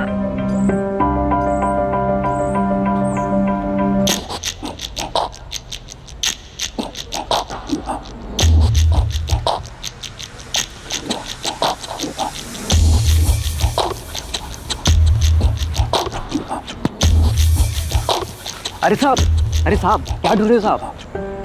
अरे साहब आप जो ढूंढ रहे हो ना, यहाँ भी बंद हो गया है, लेकिन दूसरी जगह चालू है। चलिए मैं दिखाता हूँ। अरे टेंशन मत लो साहब, वो जगह ना बिल्कुल सेफ है, यहाँ का सारा आइटम मिलेगा वहाँ। तुम जग्गू को जानते हो? जग्गू? वो तो भाग गया साहब। बाकी आपको क्या चाहिए? लैला मिलेगी? लैला? अरे साहब एक से एक लैला मिलेगी, चलिए तो। अरे उसका नाम लैला है, नीलिमा के कोटे पे काम करती थी। वो सब भाग गई साहब, अब नहीं मिलेगी। बाकी एक से एक लैला है मेरे पास। अच्छा तुम्हारे पास जग्गू का दूसरा नंबर है क्या? क्या साहब, आपको सिर्फ जग्गू ही चाहिए क्या? वो अब कभी नहीं आएगा। अरे साहब हमारी लैला को एक बार ट्राई तो कीजिए, चलिए मेरे साथ। नहीं तुम जाओ। अरे नहीं मेरे को जान दो, तुम जाओ। अरे संजय, उसके साथ सच में जबरदस्ती की गई होगी। तुझे पता है, मैंने सुना है कि कैसे ट्रैफिकिंग करके ले जाया जाता है और फिर जबरदस्ती मार मार के वो लोग धंधा करवाते हैं। भाई बहुत सी लड़कियां करती हैं, नफीसा भी करती होगी। और एक सेकंड, तू अपना काम वाम छोड़ के उसको ढूंढने की तो नहीं सोच रहा ना? अरे संजय यार, मैं वहां पर सिर्फ अपना गुस्सा निकालने गया था और मैं बस किसी को रिजेक्ट करना चाहता था यार, ताकि अपना गुस्सा बाहर निकाल सकूं। तुझे पता है पिछले 1 हफ्ते से मैं सिर्फ बोलता रहा और वो मुझे सुनती रही, और ये आरती के सदमे से भी ना मैं उसी की वजह से बाहर आया हूं। अबे किससे मिलके आ रहा है? नफीसा से मिला है किसी साइकियाट्रिस्ट से? हाँ भाई तेरे को पता है पिछले 1 हफ्ते में पूरा बदल गया है। संजय यार वो तकलीफ में होगी यार, उसे ढूंढने में मेरी मदद करना। वो उस दलदल से बाहर निकलना चाहती है, अपने घर जाना चाहती है वो। नहीं यार छोड़ना, कहाँ लेके जा रहा है यार? मेरे को अरे तू चलना यार देख तो सही, फिर से शुरू हो गया, चलना। देख नीलिमा का कोठा ना वहां पर आगे जाकर है, लास्ट में। तू भी लास्ट टाइम सोच ले साले, किसी और को बचाने के चक्कर में हम लोग ना फंस जाएं। तू फालतू में यार। बचाने की बाद में सोचेंगे ना, तू चल तो पहले देख तो सही कि वो है कि नहीं। चल भाई। अरे चलना भाई। मैं क्या बोल रहा हूँ, रेड पड़ी थी तो वो लोग भाग गए थे ना यहाँ से। तो कैसे मिलेगी वो तेरे को? ओ भाई साहब, मिलेगी ना। भाई साहब जन्नत की सैर करो, चल जन्नत की वापस। सैर। अरे मजा आ जाएगा भाई साहब। नहीं नहीं यार, एक बार देख तो लीजिए। वो रहा नफीसा का कोटा, चलना। अरे भाई साहब आप जैसे अप टू डेट हो बिल्कुल वैसे ही मस्त। अरे भाई साहब इधर आ जाओ भाई साहब। चलना तू। अरे आइए साहब आइए। रुखसाना, गौरी, जल्दी बाहर आओ। आ रही लड़की आ रही। नीलिमा कहाँ है? यहाँ तो वो चलाती थी ना। पता नहीं, अब तो ये मैं चलाती हूँ।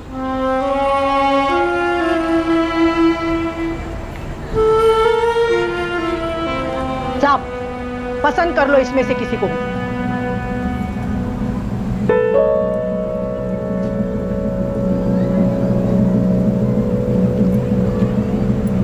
लैला भी नहीं है। अरे साहब, ये सब लैला ही है, बस इस नाम की यहाँ कोई नहीं। चलो कर लो पसंद। गौरी तू लैला को जानती है? कहाँ मिलेगी वो? कौन लैला साहब? वो थोड़े दिन पहले यही थी, जब नीलिमा चलाती थी ना तब। पता नहीं साहब, वो लोग कहीं चले गए हैं। लेकिन मैं तो लैला के लिए आया था यहाँ। अच्छा तू जग्गू को जानती है? वो यहाँ नीलिमा की लड़कियों के लिए ना कस्टमर लाता ना। नहीं साहब, ये जगह ना बहुत बड़ी है, हम तो कमरे में ही रहते हैं। बाहर क्या हो रहा है, कौन आ रहा है, कौन जा रहा है, क्या मालूम। हाँ लेकिन पिछली रेड के बाद ना बहुत लोग यहाँ से चले गए, शायद वो लोग भी चले गए होंगे। तो एक काम कर सकती है, तू मुझे नीलिमा और जग्गू का पता लगा दे, मैं तुझे अलग से पैसे दूँ। लैला से इश्क हो गया है क्या? हाँ? सुन, तू मुझे पता लगा दे, मैं तुझे पैसे दे सकता हूँ। देखो साहब, तुम भले इंसान दिख रहे हो, इसलिए मुफ्त की ना एक सलाह देती हूँ। इश्क का चक्कर तो फिर ठीक है, लेकिन तुम्हारी शक्ल देख के लग रहा है ना कि उस लड़की ने ना तुम्हें कोई जबरदस्ती वाली कहानी सुनाई। मत पड़ो इन चक्करों में साहब, ये लड़कियां ना टाइम पास करने के लिए आप जैसों को फंसाती है। दूर रहो इनसे। तू जानती है लैला का पता? नहीं, लेकिन जिस बेसब्री से आप ढूंढ रहे हो ना, इतना जानती हूँ कि उसकी मदद करना चाहते हो। तो कहाँ मिलेगी बता देना मुझे। मैं नहीं जानती साहब, मैंने तो उसका नाम तक नहीं सुना। अब नहीं जाऊंगा वहां पर, मैं साले फंस जाता वहां पर। मैंने रुखसाने से नफीसा के बारे में पूछा, वो भड़क गई मेरे ऊपर। यार लेकिन संजय, नफीसा को तो ढूंढना होगा ना यार, और मैं अकेले कैसे ढूंढूं? देख मेरी बात मान, तू ना ठीक लग रहा है, उस आरती के चक्कर से बाहर आ चुका तू अब। उस नफीसा के साथ जो भी हुआ वो पूरा है, लेकिन जा चुकी वो अब। क्यों तेरे को एक और बवाल मोल लेना है मेरे भाई? और हो सकता है नफीसा नाम उसने तेरे लिए रखा हो, सच्चाई कुछ और ही हो। हाँ, कुछ वक्त पहले तक तपन गर्ग की अवस्था काफी खराब थी।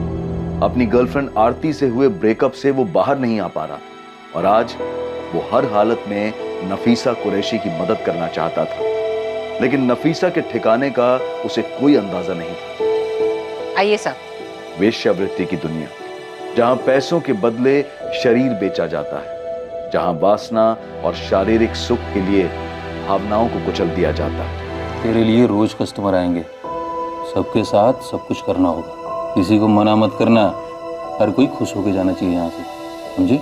वरना ये पट्टा देख रही है ना तू?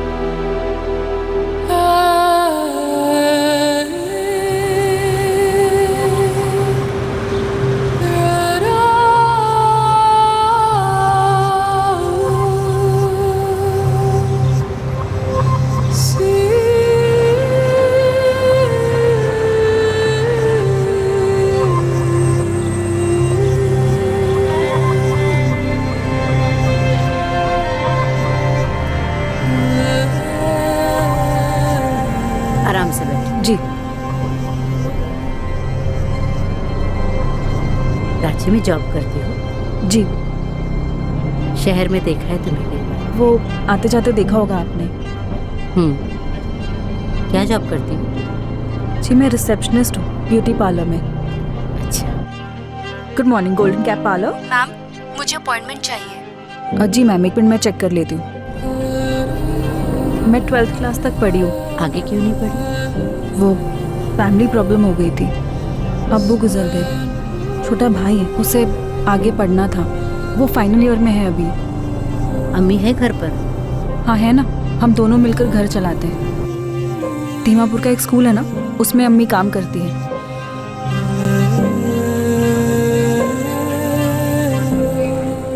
अम्मी उठ जाओ, अम्मी चाय। क्या हुआ अम्मी? तबीयत ठीक नहीं है? हाँ बेटा, बस थोड़ा बुखार है। तो बताया क्यों नहीं? अभी आप ही बोलो ना अम्मी को कि 2-3 दिन की छुट्टी ले ले। अब छुट्टी लूंगी तो पैसे कटेंगे ना बेटा उसके। अम्मी ऐसी बातें क्यों करते हो आप? मुराद, तू कॉलेज के बाद अम्मी को डॉक्टर के पास ले जाना। अभी मैं लेकर गया था, डॉक्टर ने ब्लड टेस्ट करने को बोला। हाँ तो? अभी मैं तो लेकर चला जाऊं, लेकिन अम्मी पैसे लगेंगे बोलकर मना कर देती हैं। ये ले मुराद, और अगर पैसे कम पड़े तो मुझे बता देना। मैं निकलती हूँ, मुझे लेट हो रहा है। बस 7,500 रुपये? जी अभी तो इतना ही है। वैसे मैंने मैडम जी से कहा है थोड़ा सा कुछ बढ़ा दें। अरे 500,000 से और ज़्यादा क्या बढ़ाएंगी रफीसा? तुम पढ़ी लिखी हो, 12th पास हो और अंग्रेजी भी ठीक ठाक बोल लेती हो, क्यों इतने कम में काम करती हो? बीना जी मैंने ना कहीं देखा नहीं है, और लेकिन अगर कहीं अच्छा कुछ मिलेगा, ज़्यादा मिलेगा तो मैं वहीं कर लूँगी। अरे रांची से बाहर ट्राई करो, जैसे मुंबई वगैरह। पता है तुम्हें, जो रिसेप्शनिस्ट का जॉब तुम यहाँ कर रही हो ना, इस काम के लिए मुंबई में आराम से 25,000 से 35,000 मिल जाएंगे तुम्हें। 25 से 35,000? और नहीं तो क्या। अरे तुम पढ़ी लिखी हो, एक्सपीरियंस हो और खूबसूरत भी हो, इतने तो तुम्हें बिना मांगे मिल जाने चाहिए।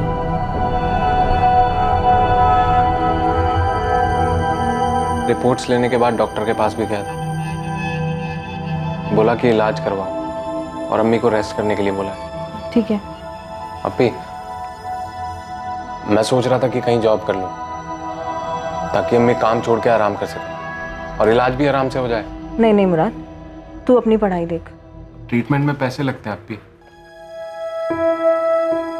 आप अकेले नहीं कर पाओगी।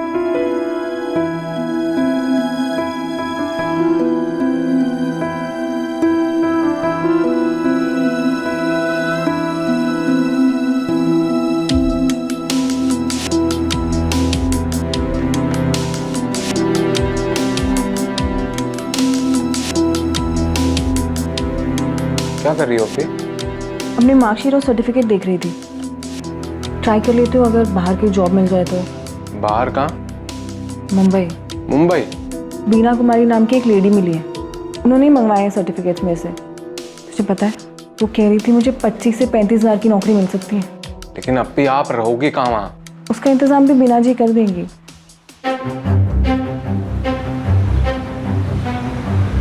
माफ कीजिएगा बीना जी, मैं थोड़ा सा लेट हो गई। कोई बात नहीं। ये लो, तुम्हारी जॉब पक्की हो गई है। मुंबई में फार्मा कंपनी है NKT फार्मा। सच्ची बीना जी? हाँ, बस 35,000 नहीं दिलवा सकता, 30,000 तक सैलरी दिलवा देगा। 30,000?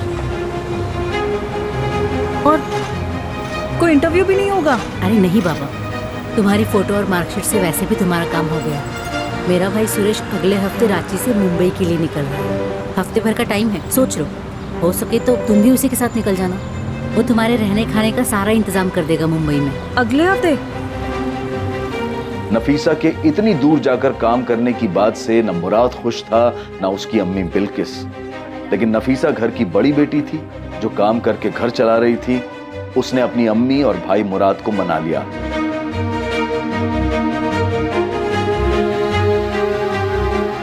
हफ्ते भर बाद नफीसा अपने परिवार और पुराने काम को छोड़कर रांची से मुंबई के लिए निकली।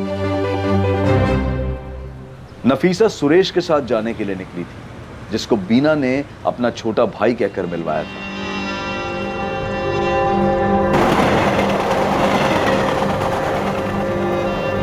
नफीसा, लाओ अपना फ़ोन। मैं तुम्हें नया फ़ोन और सिम कार्ड दे रहा हूँ। आज से तुम्हारे बिल का सारा खर्चा कंपनी उठाएगी।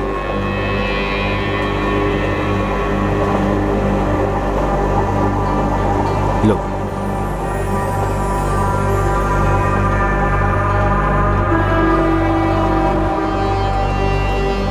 सुरेश भैया, हम आगरा क्यों आए हैं? बीना दीदी ने कहा था हम सीधा मुंबई जाएंगे।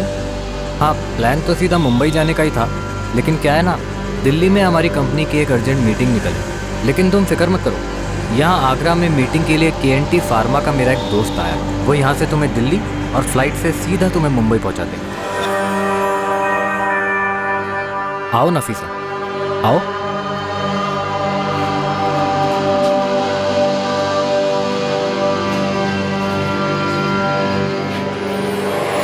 सलाम अलैकुम। वालेकुम अस्सलाम। जाओ नफीसा, अंदर जाके फ्रेश हो जाओ, लंबा सफर है, आगे भी तो जाना है, जाओ जाओ। सुरेश भैया, मुंबई किसके साथ जाना है? ये जगह नहीं, जग्गू कहते हैं इसे। ये लेके जाएंगे तुम्हें एयरपोर्ट। जाओ जाओ जाओ। बैग दी। अरे ठीक है, चलो शर्मा मत, चलो आराम कर लो, खाना मंगाते हैं, आ जाओ।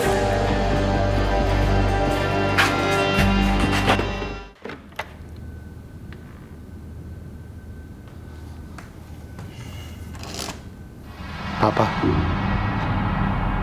अगर हमें किसी को ढूंढना हो जिसका हमें सिर्फ नाम पता हो, तो हम उसको कैसे ढूंढेंगे? क्या? वो ना, मैं किसी को... देख बेटा, आरती जिससे शादी करने वाली है उसे ढूंढ के अगर बता भी देगा तो उसे, तो भी आरती वापस नहीं आने वाली है। पापा, मैं आरती की बात नहीं कर रहा हूँ, उसका किस्सा खत्म हो गया। वो फिर किसे ढूंढ रहा है तू? क्या तू गधा है क्या? तू धंधे वाले के पास गया था? जरा सोच, ये बात अगर तेरी मम्मी को पता चली तो? पापा, मैंने कुछ नहीं किया है, मैं बस थोड़ा फ्रस्ट्रेटेड था इसलिए चला गया। पापा, मैं बस उसकी हेल्प करना चाहता हूँ। उसको कैसे ढूंढूं मुझे कुछ समझ में नहीं आ रहा है। मैं सिर्फ उसका नाम जानता हूँ, नफीसा कुरैशी। सोशल मीडिया पर चेक किया? फ्रेंड स्क्वायर वगैरह में देख, आजकल हर कोई होता है वहां पे। किसी भी यंगस्टर को ढूंढना हो तो सोशल मीडिया सही है। थैंक यू पापा, यू आर ग्रेट।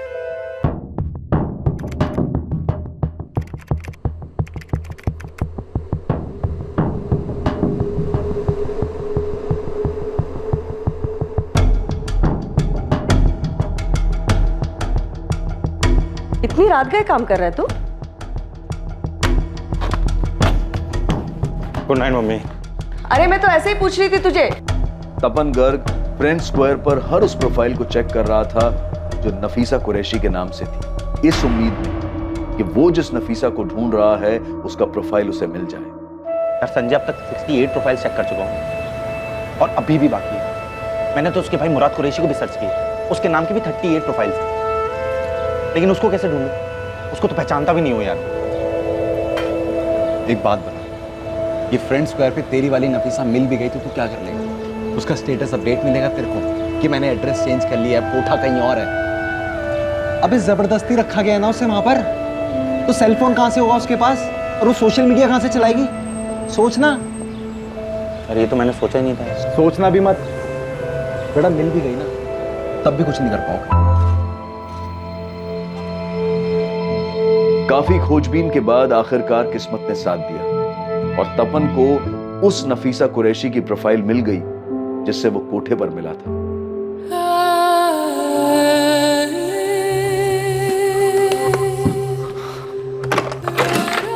पापा, एक मिनट आओ ना, काम है। आओ ना। ये देखो, यही वो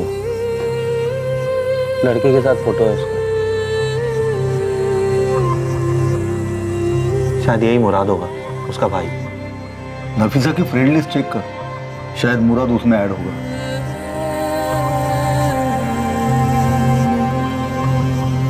नफीसा की फ्रेंड लिस्ट में मुराद कुरैशी है।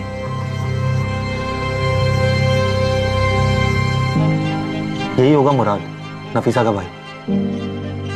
इसको मैसेज करना चाहिए। नफीसा को तो फंसाया गया है, मतलब मुराद को नहीं पता होगा। मैसेज तो करके देख, हो सकता है अपनी बहन को बचाने आ जाए।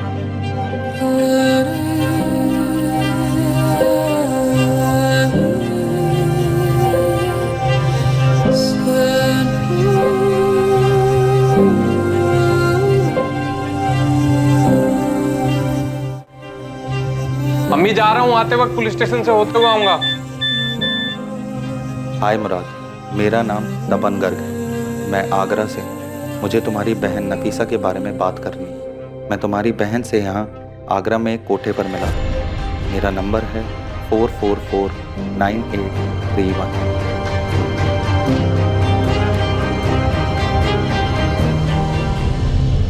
नफीसा के बारे में तपन की खोज ने आखिरकार नफीसा के भाई के सामने उसका सच ला दिया था कि नफीसा के साथ क्या हुआ था और वो इस समय कहां थी। लेकिन इससे पहले कि मुराद तपन को कॉल करके उससे बात करता, तपन को एक दूसरा कॉल आने वाला था जो बहुत महत्वपूर्ण था और इस पूरे मामले को पलटकर इसका रुख बदल देने वाला था।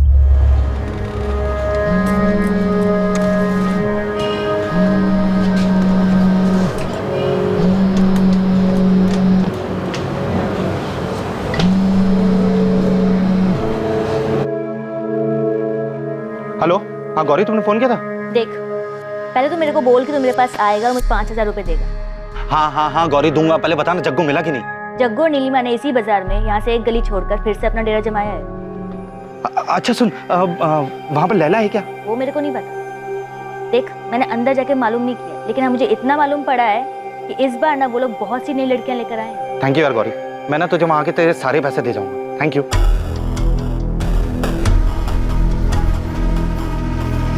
मुराद ने तुरंत तपन से बात की और आगरा के लिए निकल गया।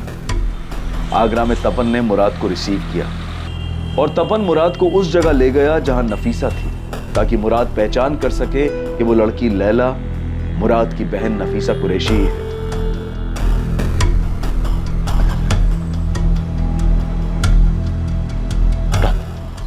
यहाँ आगे से राइट और फिर से राइट, लेकिन ध्यान रखना इन लोगों ने नाम बदल दिया उसका, लैला बुलाते हैं। तुम जाओ, मैं तुम्हारा वेट करता हूँ। जाओ जाओ जाओ, आगे से राइट और फिर से राइट, नीलिमा का कोठा।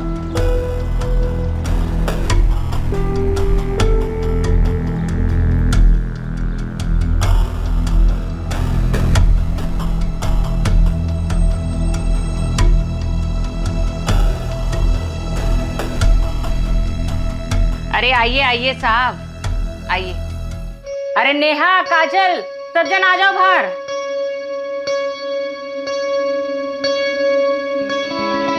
देख लो इनमें से कौन चाहिए।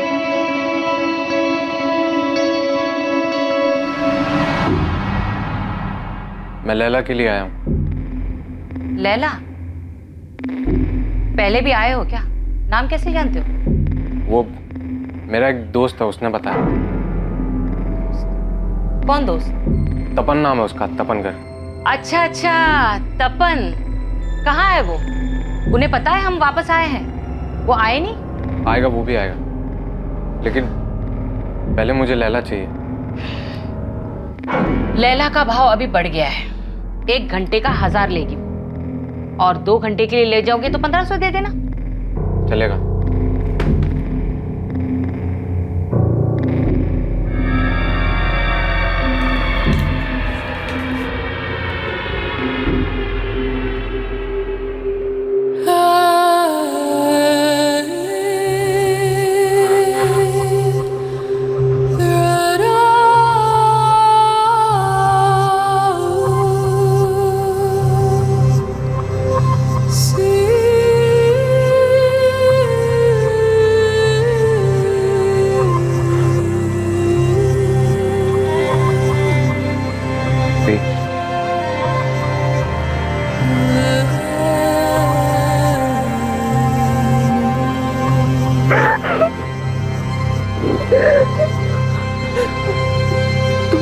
कैसे हैं? अबे आप यहाँ कैसे?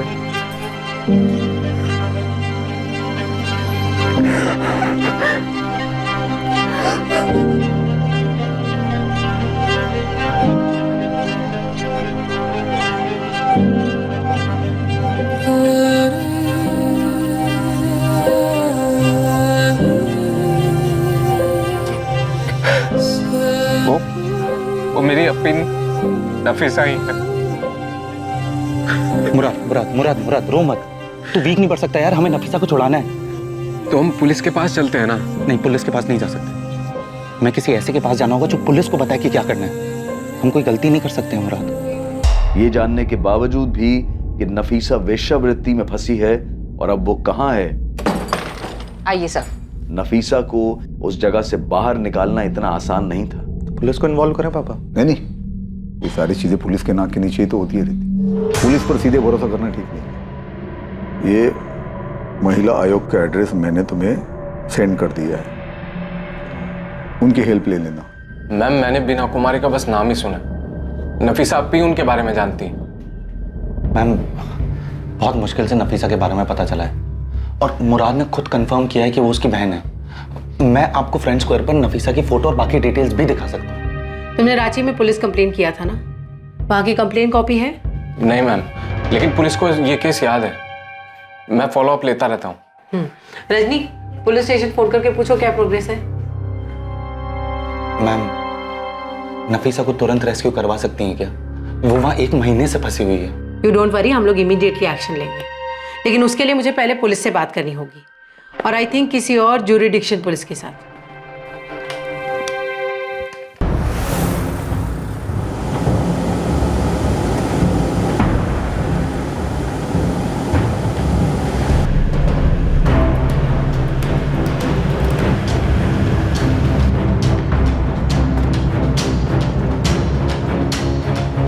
तपन, जी सर। तुम इस जगह और नीलिमा दोनों को अच्छी तरह से जानते हो, इसलिए सबसे आगे तुम जाओगे कस्टमर बनकर, और तुम्हारे पीछे देवेन और सुभाष ये भी पहुंचेंगे, और इसके ठीक 15 मिनट बाद हम लोग रेड करेंगे। सर मैं भी जाऊँगा। मुराद, अगर तुम्हारी बहन वहाँ है तो हम किसी भी कीमत पे उसे लेके आएंगे, भरोसा रखो हम, और यहीं रुको।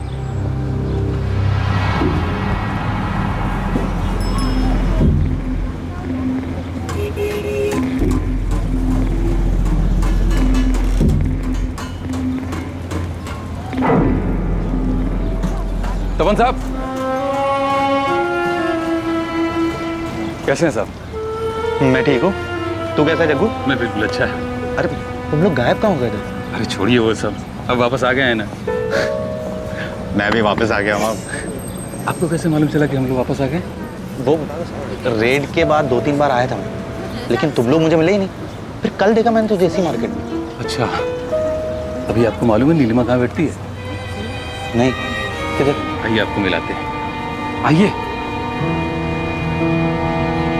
नीलिमा, देख कौन आया है। आइए आइए, बड़े दिनों बाद आए हो। कल आपका कोई दोस्त आया था। हाँ, वो मैंने भेजा था उसे। देखिए, लैला का रेट बढ़ गया है, लेकिन आपके लिए वही रेट रहेगा। 1200।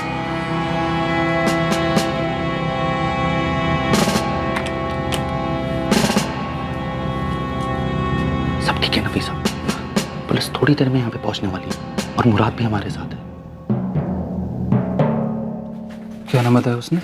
कौन दोस्त आया था? नाम तो नहीं बताया उसने, कहा कि तपन का दोस्त है, लैला चाहिए। लेकिन मुझसे तपन कह रहे थे कि उसको हमारे नए डर के बारे में मालूम नहीं, फिर दोस्त को कैसे भेजा? कुछ गड़बड़ है क्या? लगता तो ऐसा ही है। मिलेगी क्या? हाँ हाँ आइए, मिलेगी ना। हाँ तपन। सर नफीसा यही है। ठीक है, देवेन और सुभाष पहुंच गए, और हम भी बस पहुंच ही रहे हैं। 5 मिनट नफीसा, 5 मिनट में पुलिस यहाँ पर होगी, तो 5 मिनट में हमेशा के लिए यहाँ से बाहर होगी। अरे तपन साहब, 1 मिनट दरवाजा खोलिए। तुम रुको, मैं देखता हूँ। बैठो बैठो। क्या हुआ नीलिमा जी, अभी तो टाइम शुरू हुआ है। क्या चल रहा है? कुछ उल्टा सीधा तो नहीं कर रहे हो? इसके साथ कुछ करते भी हो, ऐसे ही पैसे दे रहे हो? इसके साथ मैं क्या करता हूँ उससे तुम्हें क्या मतलब है? पैसे तो दे रहा हूँ ना तुम्हें। तेवर बदल गए तपन साहब, लैला नहीं मिलेगी। अपने पैसे वापस लो और निकलो यहाँ से। लैला, चल निकल। अरे क्या कर रहे हो यार? लैला, चल निकल। क्या कर रहे हो यार? मैं बोल रहा हूँ, मेरा टाइम अभी शुरू हुआ है। ऐसे नहीं कर सकते हो आप लोग। पैसे दिए ना मैंने। अरे चाहिए। ये क्या हो रहा है साहब? रेड है नीलिमा, रेड। अब बाहर बुला सबको, चल। सर क्या कर रहे हो, क्या कर रहे हो? देखो थाने मैंने पैसे पहुंचा दिए हैं, आप पता कर लीजिए वहां पे ना। दादा बोलेगा ना, यही ठोक दूंगा। चल नफीसा, चलो चलो। बाकी लड़कियां कहाँ हैं? और कहाँ छुपा के रखा उन्हें? इतनी है साहब, और सब मर्जी से है। ये नफीसा जिसे तू लैला बोलती है, ये अपनी मर्जी से यहाँ पे? हाँ, वो मर्जी से, पूछो इसे। मैं अपनी मर्जी से नहीं आई थी, मुझे सुरेश और बीना ने यहाँ जबरदस्ती भेजा था। बोल, कौन है बीना और सुरेश? मुझे नहीं मालूम कौन है वो लोग। जल्दी बोल, वरना तेरे सारी बातें यही तोड़ दूंगी। बीना को मैं नहीं जानती, और सुरेश तो दलाल है। 40,000 दिए मैंने इसके। पूरे 40,000 है, गिनना हो तो गिन लो। चलता हूँ। अरे छोड़ो ना। बोल, बोल सुरेश कहाँ? मुझे नहीं मालूम और मेरे पास उसका नंबर भी नहीं है। आप वो दूसरे वाले साहब से पूछे ना, उनसे पूछकर ही हमने ये फिर से चालू किया। लेकिन चलो सर। अरे साहब मेरी बात तो सुनिए। साहब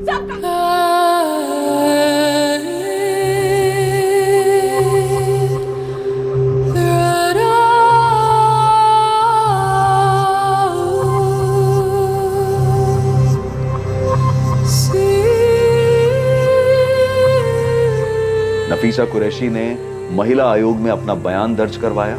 जरूरी कागजी कार्रवाई पूरी होने के बाद नफीसा को उसके घर जाने के लिए छोड़ दिया गया। नीलिमा के साथ कड़ी पूछताछ हुई, लेकिन पुलिस उस सुरेश तक नहीं पहुंच पाई जो नफीसा को आगरा लाया था।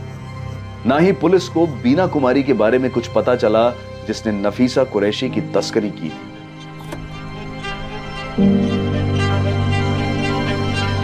मुराद, ये कैब तुम्हें दिल्ली एयरपोर्ट तक छोड़ देगी। दोपहर में तुम दोनों की फ्लाइट है और शाम तक तुम दोनों रांची पहुंच जाओगे। थैंक यू तपन, आपने हमारे लिए जो कुछ भी किया हम उसे कभी भुला नहीं पाए। मुराद, अब ये सब सोचने की तुम्हें कोई जरूरत नहीं है। तुम दोनों अपने घर जाओ और एक बार इन्फॉर्म कर देना जब घर पहुंच जाओ तो। आओ।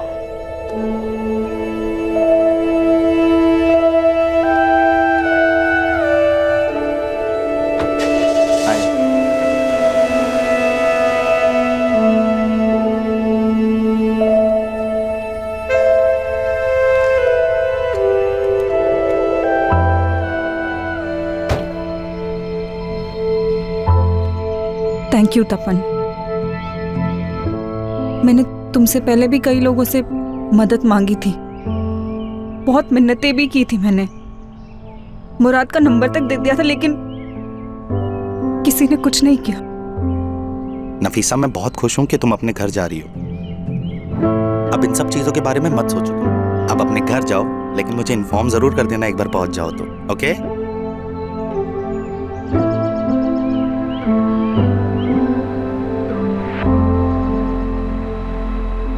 नफीसा उस नर्क की दुनिया से बाहर अपने घर वापस आ गई। तपन गर्ग भी अपनी पुरानी जिंदगी में वापस आ गया है। दर्द, उदासी और अशांति से भरी जिंदगी से बहुत दूर। तुझे तो बताना भूल गया मैं, नफीसा सही सलामत घर पहुंच गई है। हीरो निकला था। आरती ने छोड़ के गलती कर दी था। वैसे थोड़ा बहुत क्रेडिट तो तेरे को आरती को भी देना पड़ेगा। हाँ बिल्कुल, उसको देना चाहिए। अगर बीना, सुरेश, नीलिमा और जग्गू जैसे शैतान इंसानी रूप में हमारे इर्द गिर्द हैं जो लोगों की मासूमियत का फायदा उठाकर अपना पेट भरते हैं, तो इस दुनिया में अच्छे लोग भी हैं। ये जो अच्छे लोग हैं ये सामान्य व्यक्ति हैं, लेकिन आमतौर पर किसी को भी तकलीफ में देखकर तुरंत उसकी मदद के लिए खड़े हो जाते हैं। और देखा जाए तो दुनिया में बुरे लोगों से ज्यादा तपन जैसे भले लोग हैं। और ये सिर्फ मान्यता या कोई कहावत नहीं है, बल्कि सच्चाई है कि बुराई पर हमेशा अच्छाई की जीत होती है। मासूम लड़कियों को अच्छे काम और आमदनी के सपने दिखाकर बेवकूफ बनाकर शहर लाया जाता है और फिर उन्हें बेच दिया जाता है। और इस जाल में फंसने से बचने के लिए सतर्क रहना जरूरी है। अपनी इंसानियत और विनम्रता को इतना दृढ़ करें कि बुरी ताकतों का विनाश निश्चित हो। ऐसी बुराई जो ताकतवर लोगों के संरक्षण और उनकी सहायता से पनपती है, उसे सिर्फ एक आम इंसान की अच्छाई से ही कुचला जा सकता है। जबरन गुलामी के कई केसेस में हमने देखा है कि एक सामान्य व्यक्ति की अच्छाई और उसके दृढ़ इरादों ने ही गुलामी में फंसे हुए लोगों को बचाया है। अब मैं अनूप सोनी आपसे विदा लेता हूं, फिर मुलाकात होगी। और देखते रहें क्राइम पेट्रोल सतर्क, सोमवार से शुक्रवार रात 11 बजे। और याद रखें, क्राइम और आपके बीच में सिर्फ इतना फर्क है कि आप कितने सतर्क हैं। सतर्क रहें, सुरक्षित रहें। जय हिंद। इस तरह के और भी एपिसोड देखने के लिए हमारे चैनल को सब्सक्राइब करें और बेल आइकन दबाना ना भूलें।